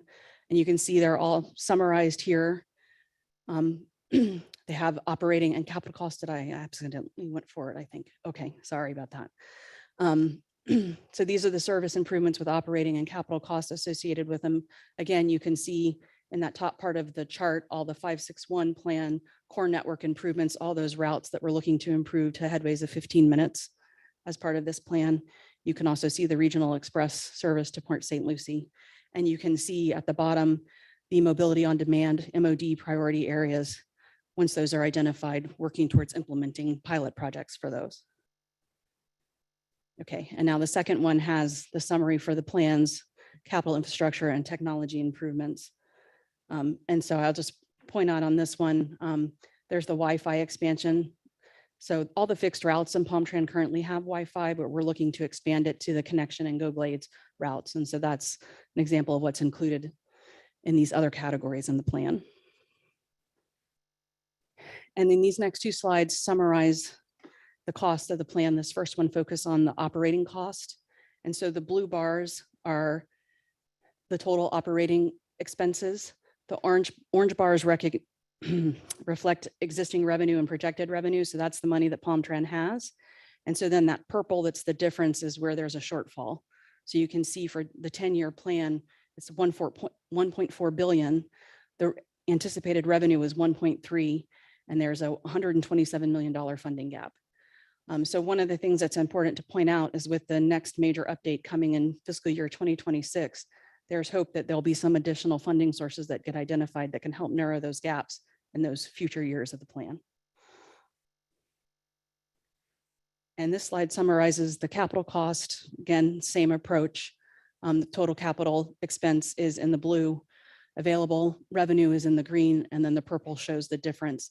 In this instance, it's a much smaller gap. It's only an $18.8 million gap over the 10 years compared to the operating expenses. So next steps are it's going to the Board of County Commission for approval, and it will be submitted to DOT as required by state law by the end of December. And so with that, I'll take any questions.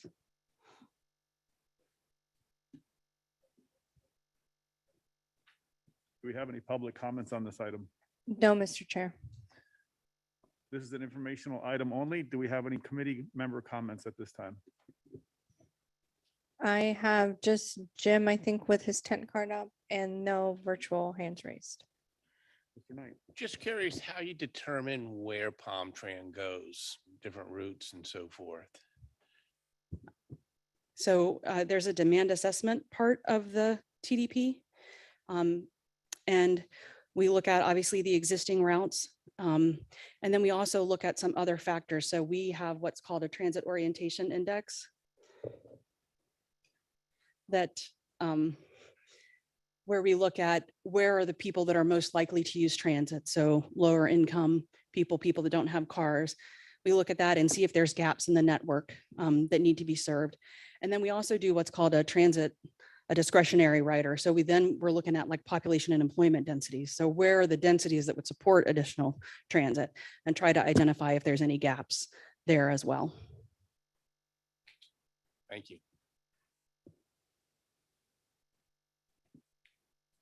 Any further comments or Oh, questions? I'm sorry, Paula. Oh, I'm had sorry, I another didn't see. tent card. Hi, Ms. Ryan. Yes. Hi, no, I don't have a question. Thank you for the presentation. I just wanted to point out to my fellow board members that there is a note in the liaisons report about needing Palm-Tran Service Board members, additional membership. And I served on that board for a couple of years, and it's a great board. And if anybody is interested, I highly recommend it. Thank you. Thank you for your presentation. I'd like to invite Jessica Jocelyn and Stuart Robertson, TBA consultants, to present this item.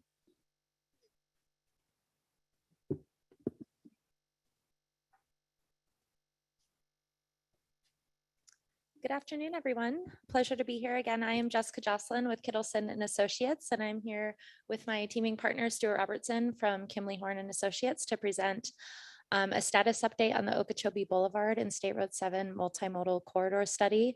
It's been quite some time since you've been presented about this study. I believe the last time TPA staff presented this was our kickoff in about the April-May timeframe. So a lot has occurred. We're going to go through a lot of analysis and findings about the corridor in today's current conditions. And then also Stuart's going to be sharing with you the alternatives and potential transportation infrastructure investments that we're considering in the planning phase and potentially move forward for the corridor. So as a reminder, since again, it was back in April when you heard about this, the purpose of the study, as I was saying, is to evaluate and recommend transportation infrastructure alternatives. Really the focus though for this corridor study from the Wellington Mall to downtown West Palm is on pedestrian and bicycle facilities, trying to make it a safer, more comfortable experience, and really a strong focus on transit and looking at the local service and seeing what we can do to enhance that and make it a more premium service experience on the corridor, and really creating that mode shift as your county continues to grow in population and jobs over time, that we're looking at different options for all users. This plan is in direct alignment with your 561 vision that came out of your last long range transportation plan to create a safe, efficient, and connected system. Taking a zoom in look at the corridor in terms of data and who is in the area, there are 42,000 residents and 46,000 jobs. So this is why this corridor kind of stood out in your 561 plan for potential transit, because of the jobs and people in the area. And Stuart, would you like to talk about some of the data? Thank you, Jess. One of the things that we have looked at is a rigorous analysis of safety and looking at crash data that show that multimodal safety is a real issue along most of this corridor. The heat map that is shown on this slide is from the TPA's pedestrian and bicycle safety study. It certainly shows that the area along Okeechobee Boulevard between the Turnpike and roughly Congress Avenue is one of the highest crash densities in Palm Beach County. The TPA's Vision Zero plan found a very similar outcome for pedestrian crashes as well as fatalities in the center portion of the study area. We also reviewed additional crash data from a online program called Signal 4 Analytics, and this data show that the crash data problem are continuing right up until today. This corridor it's one of the few that actually has more bicyclist crashes than pedestrian crashes, despite it being one of the highest pedestrian crash corridors in the county. There were 12 fatalities, pedestrian fatalities, that occurred in the 5-year span between 2015 and 2019. And then finally, it's one of the only corridors that I know of in Palm Beach County that has its own memorial to travelers who have died on this corridor. The Okeechobee Sacrifice Memorial is just west of the Marriott, between the Marriott and Australian Avenue, dedicated to folks that have died traveling Okeechobee Boulevard. Transit as well is a big focus, obviously, of our baseline conditions, since this is primarily a transit assessment of a multimodal corridor study. We got a lot of information from a document that Palm Tran produced in January of this year that looked at an existing conditions assessment of the Okeechobee Boulevard corridor. Route 43 is the primary transit route that serves Okeechobee Boulevard. It's the West Palm Beach crosstown route. This route is also known to be one of the most productive transit routes in all of Palm Tran's fixed route system, with the monthly ridership reports often showing it has the highest number of passengers per revenue hours. The route is so productive that Palm Tran has actually recently, during the course of the study, in fact, upgraded the service to 20-minute headways where they had been 30. Also, Route 40 is of interest because Route 40 serves a similar trip pattern, although on a different alignment. Route 40 runs from within our study area anyway, serves both the mall at Wellington Green as well as the Intermodal Transit Center, using Southern and Australian as its alignment to get there. So another important element and piece of data that we are looking at in this multimodal corridor study is health and social vulnerability. And what we do with this data that is supplied at a federal level, it's assessed, is we measure the vulnerability of impacts to those suffering most in the area. So on the left are health disparities. So essentially data that we identified at a certain track level for the higher rates of poor health conditions. So asthma, heart disease, things of that nature. And then the map on the right is social vulnerability index, which follows CDC guidelines.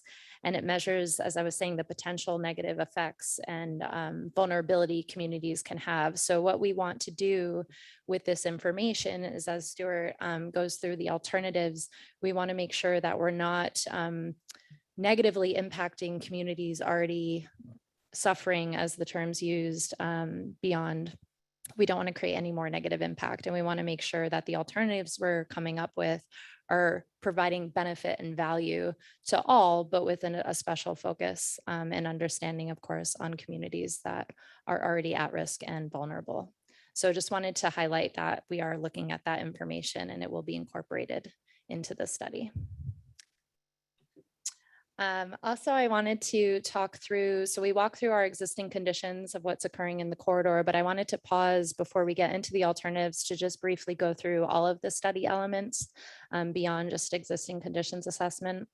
So we are also, in addition to looking at transportation infrastructure options, considering the land use on either side of the transportation infrastructure and how our land use decisions may impact economic development and potentially bringing financial opportunity and impact to jurisdictions in our communities.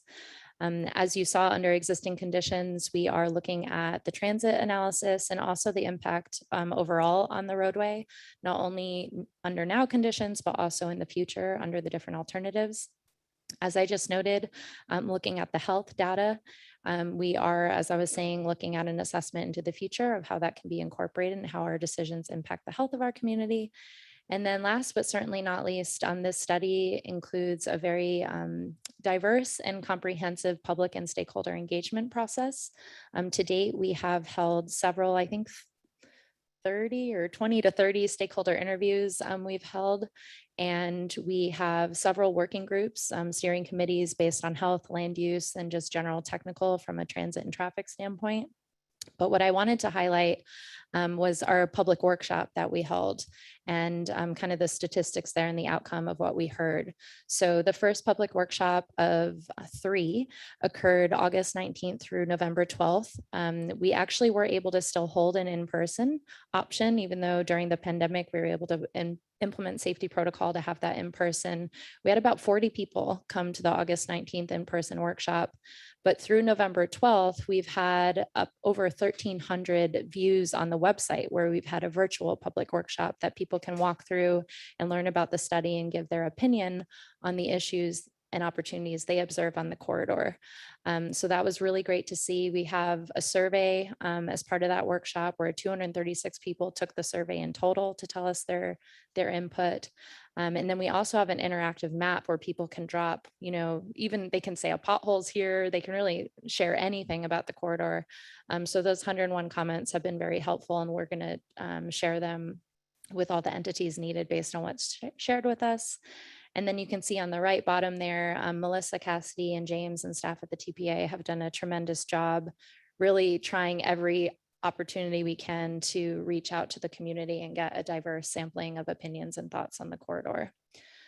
So what did we hear from all of that outreach? These are the top 3 priorities we heard from our community. It's congestion relief in the corridor, health and safety, and mobility choices. So it was really great to see that the top priorities we hear from the public align nicely with what the technical team was assuming would be the case. So with that, I'll hand it back over to Stuart. Yeah, it was certainly interesting that congestion relief was one of the top priorities from the public survey, because certainly this study corridor handles a very high volume of people moving in cars. And so as part of our baseline traffic inventory, we conducted a segment level of service analysis, which is consistent with the typical level of detail that you would find at the alternatives analysis phase. Currently, at the segment level, the corridor operates at levels of service C or D, which are acceptable levels of service throughout the entire corridor. Obviously, there are pockets of congestion that often have to do with intersection capacity. The traffic volumes range from 42,000 vehicles per day on State Road 7 between Belvedere and Okeechobee, all the way up to 77,000 vehicles per day on Okeechobee east of I-95, and sort of that traffic conveyor belt that takes people from I-95 into downtown West Palm Beach. The long-range transportation plan, which looks out to a horizon year of 2045, is forecasting the traffic will continue to grow and be between 52 and 84,000 by 2045 along the corridor, based on what is currently approved in the cost feasible plan of the LRTP. The transit alternatives that we're about to talk about could have some impact on that, could potentially limit some of that traffic growth and convert some of it to transit by providing more mobility options for people to travel in the corridor. So we established two goals working together with TPA staff and the coordination team at the outset of the project. One, to allocate roadway space appropriately for non-motorized users, transit users, and single occupancy vehicles. So basically all users of the roadway. And secondly, to maximize return on investment in enhanced transit service areas. Each of the two goals have a series of objectives that we evaluate at the alternatives analysis phase. And in particular, the return on investment connects well to the potential for redevelopment or infill development happening in the future in a way that is supportive of transit in terms of its form and in terms of its density. And when Jess comes back up in a moment, she'll talk a bit about how that could be used to synergize better with transit. So the next series of slides look at what we call typical sections of the corridor for the existing conditions, as well as the 6 different build alternatives. The existing conditions of this corridor, we're going to look at the segment of Okeechobee Boulevard west of the Turnpike and use that as sort of a common comparison throughout. We do have these diagrams for all the various segments. The typical section does change throughout the corridor.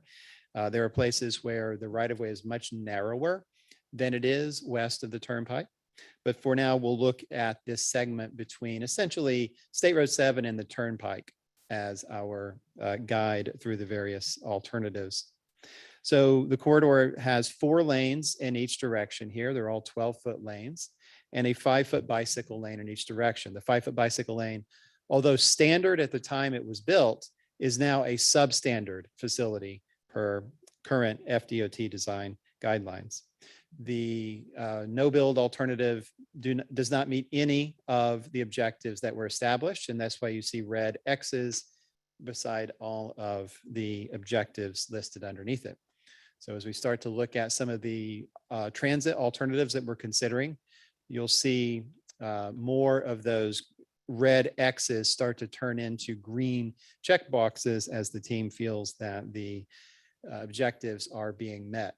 So the first one of the build alternatives is called mixed traffic bus with limited stops. So essentially to have a bus operating in the outside travel lane, it would operate in mixed traffic, meaning there's no preferential treatment or priority treatment to the bus. It's just operating in mixed traffic, but making fewer stops.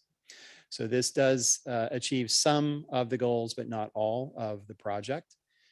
In addition, I want to point out a few changes to the bicycle and pedestrian infrastructure that are included in this option. One is that the lane widths are narrowed in order to accommodate a buffered bicycle lane. And two is that the 6-foot sidewalks on both sides of the corridor have been reconstructed as 12-foot multimodal paths. So in order to hit on that safety outcome that we had saw in one of the very first slides here as one of the founding principles of this project, as well as I think it was the second most common response from the public that they would like to see was safety along the corridor.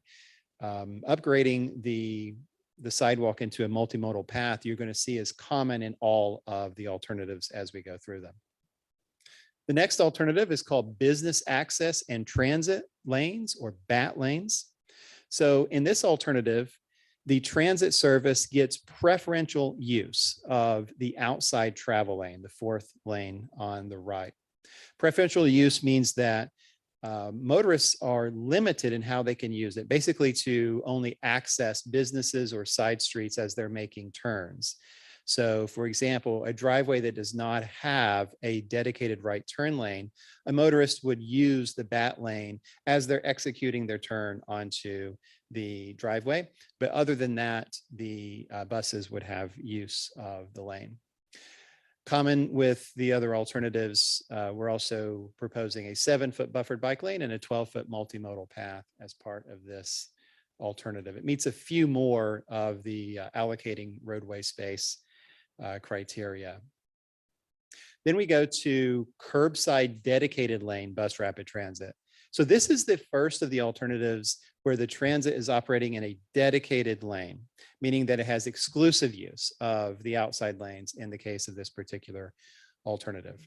At this level of investment, we would anticipate that the roadway would be reconstructed instead of just resurfaced in order to include protected bike lanes with a concrete separator and still with the multimodal path as well. This meets most of the objectives. However, on the left goal under minimize travel time and delay for all users, we've marked that one yellow instead of green because it wouldn't minimize travel time for people in cars. They would have what we anticipate about a 15 to 20% greater time traveling from one end of the corridor to the other because they would only have 6 lanes open to them instead of 8 lanes open to them. Next option is a center platform dedicated lane BRT. So once again, the buses are traveling in their own dedicated lane, but instead of being on the outside of the corridor, they're in the median of the corridor. Basically, the median has been replaced with kind of a 2-lane bus road right there in the median. The bus stops would also be located there as well, accessible from signalized crosswalks to be able to provide access into the center of the roadway for the stations. The alternative does include the protected bicycle lanes as well as the multimodal path. And once again, would come with repurposing of one of the 4 lanes in each direction. So there's kind of a mixed result on the minimizing of travel time because it helps transit travel time, but it would have additional travel time experienced by people in cars. Then 2 more to get through. These are light rail transit alternatives. This option that's on the screen now, very similar to the center platform bus rapid transit, is center platform light rail transit, or LRT. Very similar in operation, it's just the transit technology has changed from bus to rail here. There are some additional administrative costs that would be associated with this. Right now, there is no light rail transit operator in Palm Beach County, so there would have to be some additional maintenance facilities built to be able to handle the light rail transit cars that would need to be purchased. And then finally, the only one of the alternatives that does meet all of the evaluation criteria is an elevated grade separated light rail transit. So in this one, the trains are up above the corridor, which would allow all of the lanes to be back open for motor vehicle traffic. And with this level of investment, we would also we would assume reconstruction of the roadway to get the protected bicycle lanes and the multimodal path. So we look at a wide range of evaluation factors with these alternatives. The This table starts by showing which one of, or how many of the goals were achieved for each of the alternatives. The first two columns under goal 1 and goal 2 shows the number that were achieved.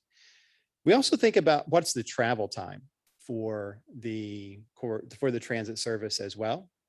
Right now, in the no build condition, it would take about 51 minutes for buses to travel the entire length of the corridor, making their stops, providing their service. There's a range of travel times that do tend to get faster with increasing level of investment, all the way up to 27 minutes for elevated grade separated light rail transit with no interaction with transit, with traffic, that one has the fastest travel time. Looking at the estimated weekday ridership, which is the next column as we proceed along toward the right of the table, the no build option would be essentially the existing transit route that offers service today. We would expect a ridership of around 3,200 per weekday. Mixed traffic bus with limited stops. The ridership range that's expected there is very similar to the no build. There's not really a whole lot of increase in ridership. Part of that is because a mixed traffic bus with limited stops, because it's stopping fewer times, there's fewer options to get on it. And services like that tend to provide certainly a higher degree of speed, but not have as many opportunities to pick up passengers. We would anticipate that the existing Route 43 would remain in place for all of these options, because there needs to be local service provided in addition to this premium transit that we are proposing, or at least we are studying in this process. So the range of ridership tends to increase with additional level investment up to approximately 10,000 or so in that range for the elevated grade separated rail. We also looked at the operations and maintenance costs, the cost to operate the transit system the way it is today on this corridor, about 2.7 million. And then the range there is in ballpark of 4 to 5 million for the bus and BRT alternatives, and more than 10 million per year for the light rail transit alternatives. And then the capital cost. This is really a factor that is an important consideration, because it's probably the widest range of factors that we have, starting with the mixed traffic bus with limited stops. Given all the reconstruction of the roadway to achieve the multimodal vision of the corridor, it's anticipated the capital cost would be around 77 million. But going all the way up to elevated rail, that's a 25x investment. 25 times is the ratio there between the elevated grade separated cost versus the mixed traffic bus with limited stops. So that obviously would be a much higher level of investment that would take much longer to develop the funds that would be required. Likely a partnership agency would have to be in place to pursue federal funds and compete at the national level with Federal Transit Administration or FTA grant dollars trying to be pursued in order to achieve a project such as that. So it's important to consider these costs in addition to the check marks that we're meeting the objectives of the project. And as we're going through the project, one of the things that we're working on right now is looking at different ways to measure the productivity of each of these returns on investment, looking at things such as passengers per dollar spent in maintenance as another way of thinking about the productivity and the return on investments of these routes. And then finally, before I pass it back to Jess, I'll talk briefly about the station locations. And Jess is going to talk a little bit about how this plays into our look at things like potential redevelopment along the corridor. Each of the alternatives has 17 stations that we're using for things like ridership modeling and cost estimating along the corridor, starting at the mall in Wellington Green in the south, all the way to Rosemary Avenue in the east. That's the eastern limits of the study. One in particular that is critical for this project is at the intersection of State Road 7 and Okeechobee Boulevard. At that location, We're looking for a potential to include a park and ride facility there that could try to help pick up some passengers from people coming from the west, people that may be coming from Royal Palm Beach or from the acreage commuting into downtown West Palm. There is a vacant parcel on the southeast corner of Okeechobee and State Road 7 that could potentially be redeveloped or developed at some point into the future.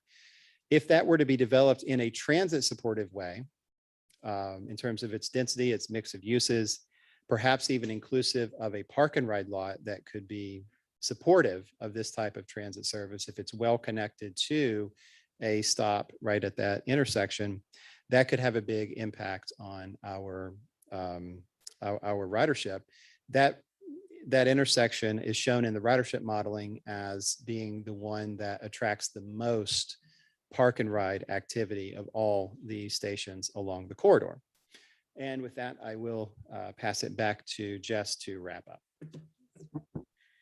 So yes, that's a great segue. So in terms of the land use and how that plays into our study, we wanted to give an example here.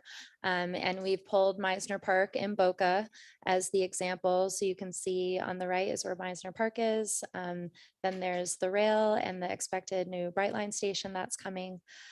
So now that I've kind of situated you to where we are, taking another look at Meisner, we're demonstrating productivity from a value and economic development standpoint. So here in Meisner Park, how it's developed, you can see it ranges from 48 million per acre down to just under 11 million per acre. And to kind of give some context, Walmart per acre in this area is just over 800,000.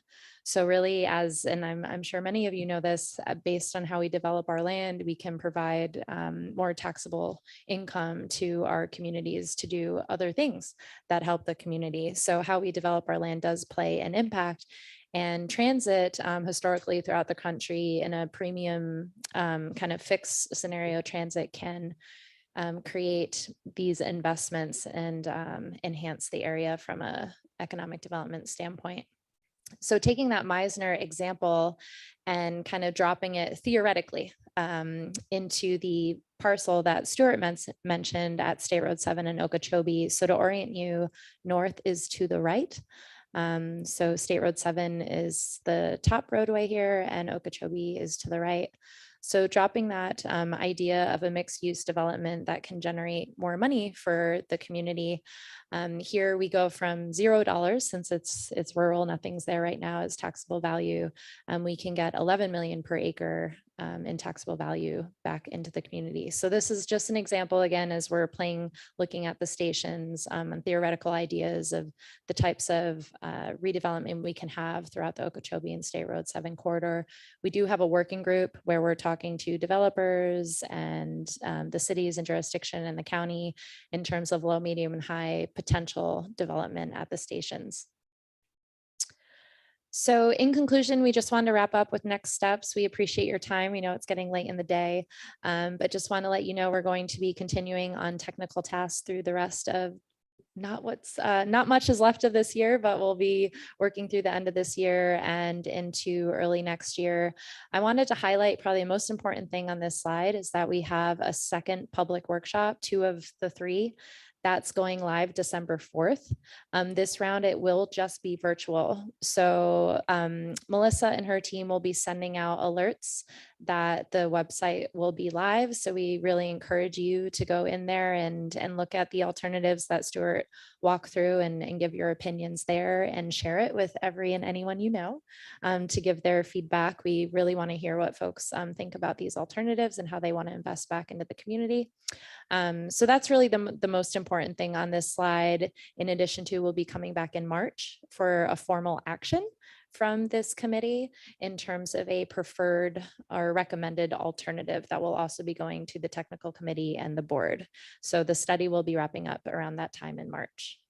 But at this time, we're happy to take any feedback, comments, questions. We're not done yet, so your feedback's important and we can consider it into the rest of the study as we move forward. Thank you so much for your presentation. Do we have any public comments? No, Mr. Chair. Are there any board member comments. I have James, both Jameses. I have with a their question. cards up. And your, I guess, slide number 19, you have estimated weekday ridership column.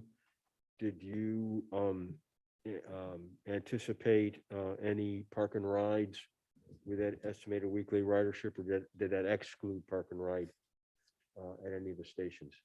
Those numbers include park and ride. Include park and ride. Yes, And yeah. how many park and ride stations were there? There were 4 that were Where were they? anticipated. One was State Road 7 and Okeechobee, as I mentioned. Okay, A second one was at the mall at Wellington Wellington. Green. okay, A third one is at Benoist Farms Road, which does have a small existing park and ride lot on the north side. okay, And the fourth is at Military Trail. okay, great, thank you. Thank you.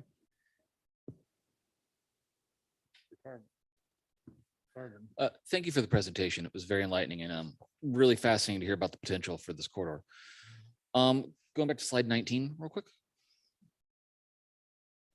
A couple of questions about this. One, why is there a jump in ridership projections from the center platform BRT to the LRT solution for essentially basically the same functionality? Yeah, that's a good question. They do operate very similarly, maybe a small increase in travel time.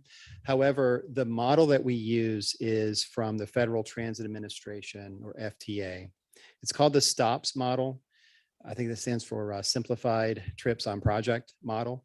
And it has some data built into it from other systems around the country that operates, some inherent data from a general transit data feed. And that data shows that there's a certain bias that people have about rail that they may not have about a bus rapid system. So I think that that might be where that's coming from. So people just like trains better than buses. So it could be, yeah. Fair enough. Second question is with the center platform BAT and the light rail access, how does the boarding platform being in the center of the roadways impact traffic flow for cars, and being in the center operate traffic flow intersections as well? Yeah, the way that that has worked in some of the peer cities that we've evaluated is through a priority signal system.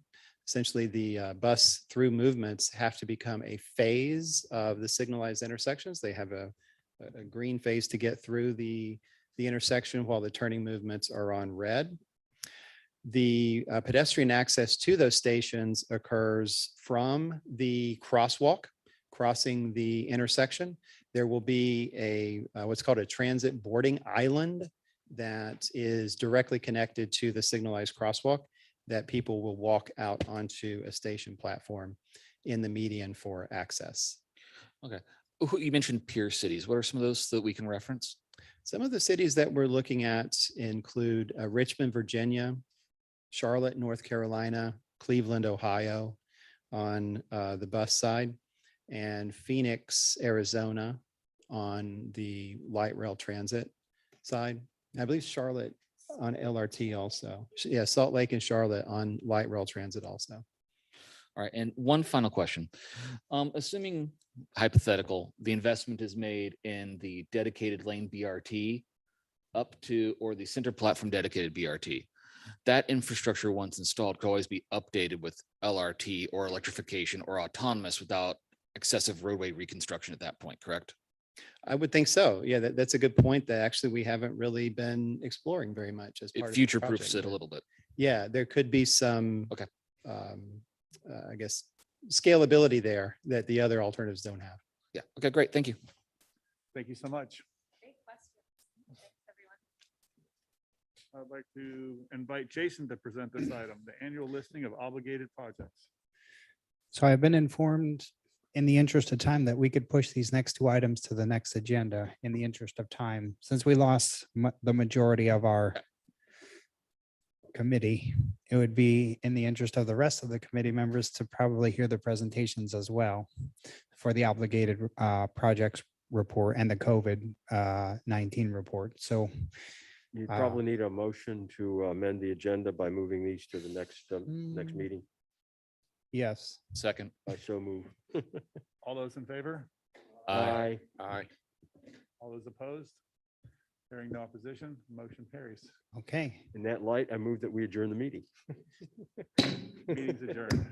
I always wanted to do that.